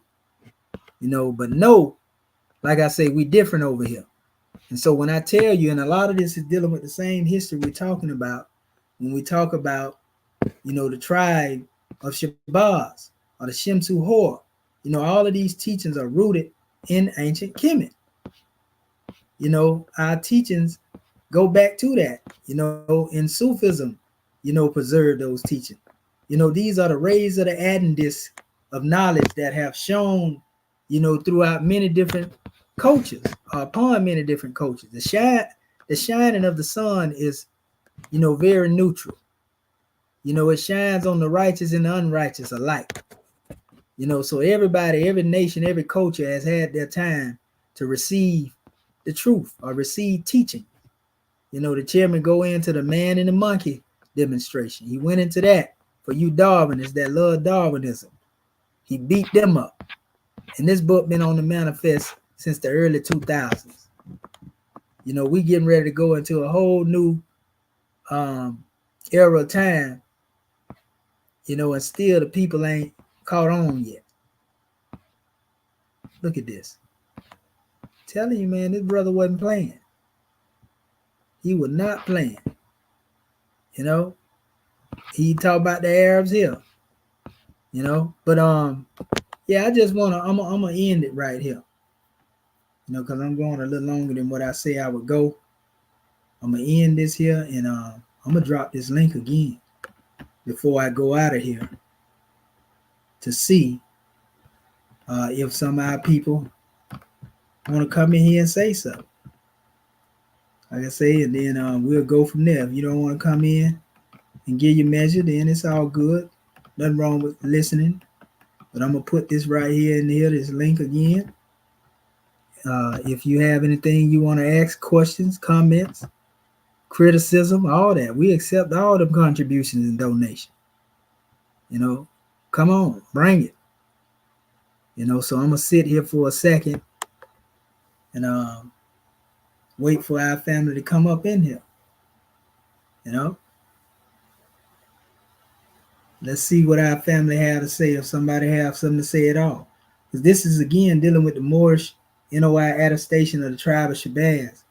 You know, and again, Shabazz simply has a lot of connections. You know, when you deal with etymology, like I said, one meaning has to do with the number 7. One has to do with the God tribe. You know, like the brothers say that came with the planet. You know, one aspect has to do with most definitely connecting it to the tribe that established civilization along the Nile Valley. You know, the Shemsu Hor. That's the name that Elijah brought forth, but we can see the root and the connection, you know, there. You know, when we get into the original God man, original God woman, you know, all this goes beyond Adam and Eve. Like Elijah said, you know, that 6,000 year Adam, you know, ain't our parents. You know, our real Adam and Eve is Ish and Isha, the pre-Adamites, all saw and all sect of ancient Kemet. You see what I'm saying? You got to know etymology, people. You got to know language. And then you'll get it. You'll see everything you've been fighting and arguing over, you know, for the last 100 years. You know, it's futile. No need to go back and forth. Religious game bang. Let me see here. You know what I can do while I'm waiting to see if some of our family want to come in? I'm going to go through some of these comments. Yeah, the brother say, our brother here said money and cryptocurrency. He said powerful more the Horites in the Bible are followers also. Hor follows. That's right. You know, yeah, we're familiar with the Horites. You know, let's see here.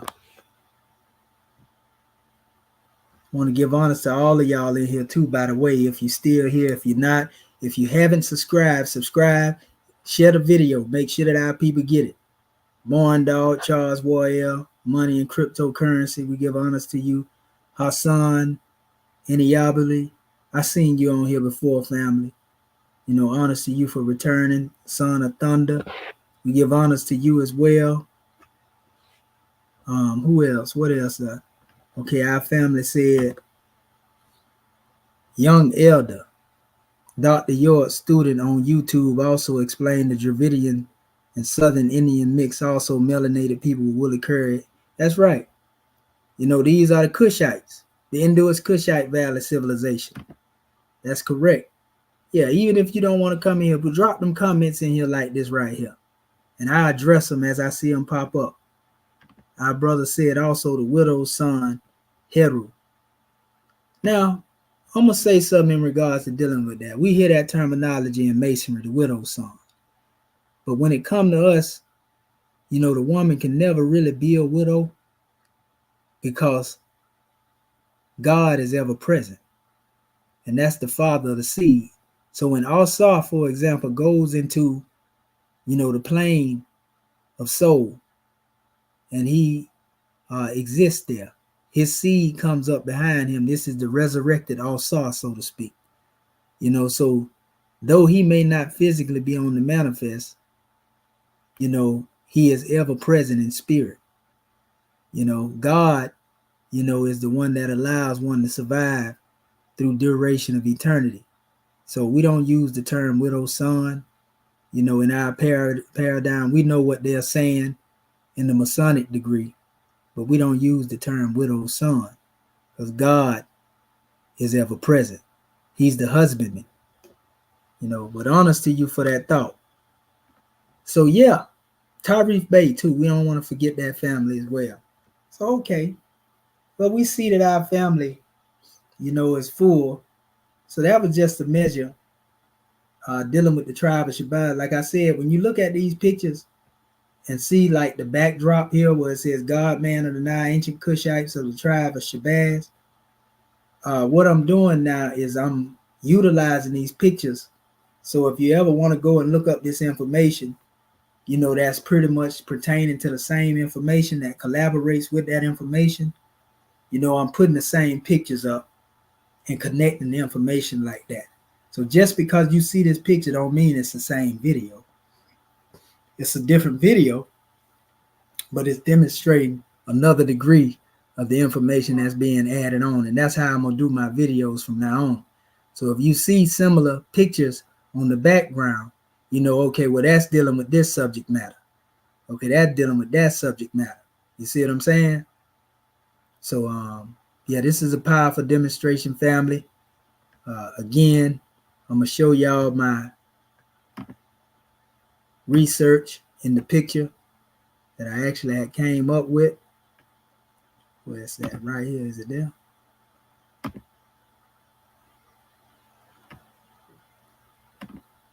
Okay.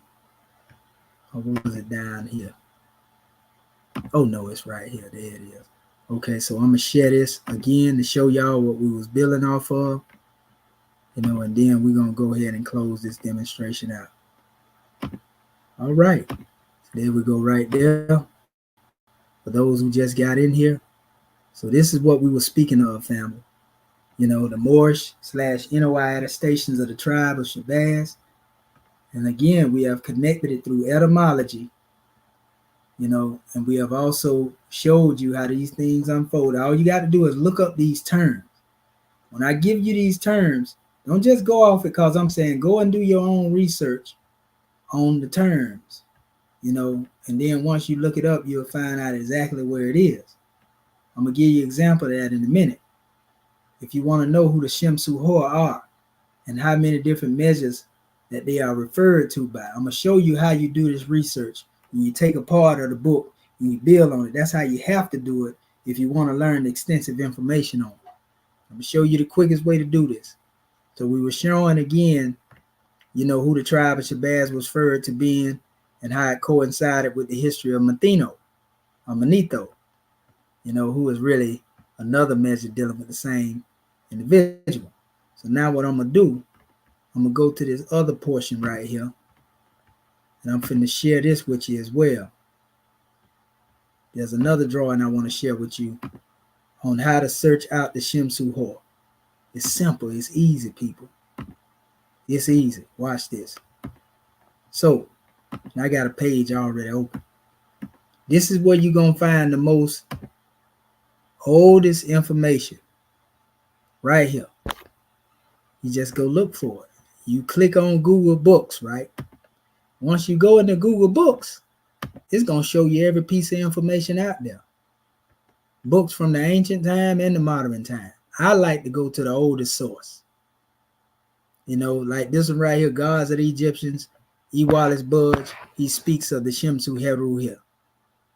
He has his breakdown for history of Egypt from the end of the Neolithic period. Also, Shemsu Heru, the followers of Horus, he gives his breakdown here. Where they come from.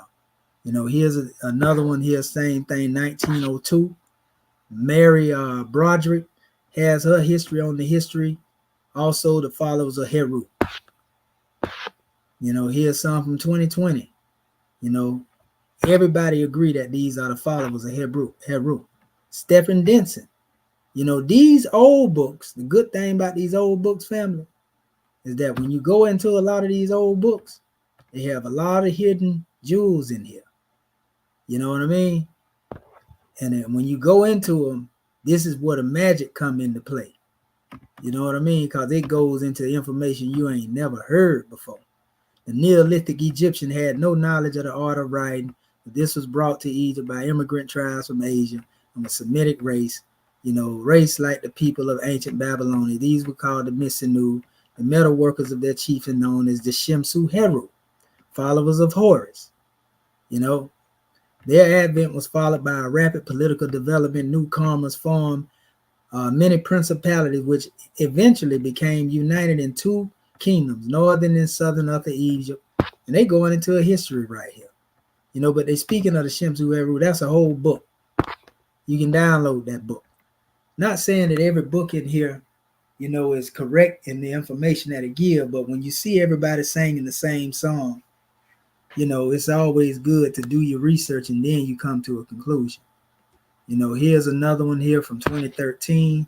Like I say, I always go past a lot of the newer books. This is American Antiquarian Quarterly Journal devoted to, there you go again, your followers of Heru, Shemsu Heru. And look at all these tabs down here. I done already went through the first few of them. History of Egypt, the Papyrus of N.O.I. Shemsu Heru is mentioned there. Glimpse of a Masonic history, they talking about it there. You know, all these books, like I say, from the 1920s and 1800s, you can actually download the whole PDF. Whereas the newer books, because they're on the copyright, you know, you really can only see a portion of them. Here's a concise dictionary of Egyptian archaeology, family. This is a wealth of information. Sometimes these books go back into, they go all the way back into the 18, 17, 16, and 1500s, family. The older the information, the less watered down it is. Remember that. The older the information, the less watered down it is. You know, so here's another one right here. They was talking about the Shemsu Heru before Mina. You know, clock stars. You know, so there's a Shemsu Heru degree that represent the stars and everything. They also represent the initiates. See the Shemsu Heru, this is called the alchemist of Kush. You know, they talking about the Shemsu Heru there. You know, so this is how you go and do the research. You want to know if what we saying says it? Look here. Here's a concise dictionary, archaeology. The followers of Horus, who according to the Taurian papyrus, a real papyrus, what I showed y'all earlier, is there. The Shemsu Heru. You know, so we learning about who the Shemsu Heru. I gave you the etymology of it. Here's another short history of the Egyptian people, you know, by E. Wallace Budge. You know, we don't discriminate on the sources. We just don't become dependent upon them, you know, to the extent that what we say, oh, that's what it is, and don't nothing else matter, like some of our brothers do. You know what I mean? There's a lot of information. It's a lot of books that been wrote on this alone. You know what I mean? And so once you do that, you just follow your research. That's why a lot of this stuff is impressed in my conscience so much, because I stick to a topic. I don't be all over the place when I'm looking for information. Once I get a niche on something, you know, I stick to that particular topic, you know, until I master, you know, that information, you know, and then I move to the next thing. And I go through every particular writing that's in reference to it that I can find in antiquity. You see what I'm saying? That's why a lot of these cats can't do nothing with me, because when I'm pulling sources from sources like this, and I always go to the ones that's mainly, you know, considered academic, because that's what they like. Not that I need that, you know, because I can speak a lot of this stuff off my head without having the books in front of me, you know, and give it to you like that. But, you know, they don't let me do that. Anytime I say something, they want to know a source, but I'm going to bring a source anyway. So you ain't got to ask me to up it. I'm going to up it when I'm coming anyway. You know what I mean? So, yeah, just like this, family, you just go through there. Be patient. A lot of people ain't got the patience to go through all these records like this here. You know what I mean? This lets you know how hard. That's why I be telling you I be up. Because when I get on something, like I might get off here, and I might be up on a whole nother niche and doing some more studying, you know, until I find, you know, what I feel like is necessary for me to stand down on, and then I chill. But a lot of time when I be having them hundreds of slides, that's why I have them, because I be going through here and I be researching them. You know, I read up on them. Like I'm just scrolling through now, but I literally go into a lot of these books. I spend a whole day sometime doing it. You know what I mean? To bring this information to y'all. Trying to show y'all the truth. You feel me? Yeah, if I didn't love my people, I wouldn't be doing this. I'd be doing something else with my time. But anyway, I'm going to stop sharing right there. And at this particular time, you know, peace and love, family. It's been real. But we got to move out at this time and just say gratitude. Peace and love to you all. And all that you will do, all that you have done, and all you will continue to do. Be sure to hit the like, share, and subscribe if you already haven't. You know, and if you have subscribed, share these videos, family. Clip them. You can go there and clip them. Share clips of the videos if you don't share the whole video. You know, so with that being said, peace and love, Uncle Ajit, the Sanev Shemotepu family, and may this information lead to the bridging of the gap instead of a lot of division.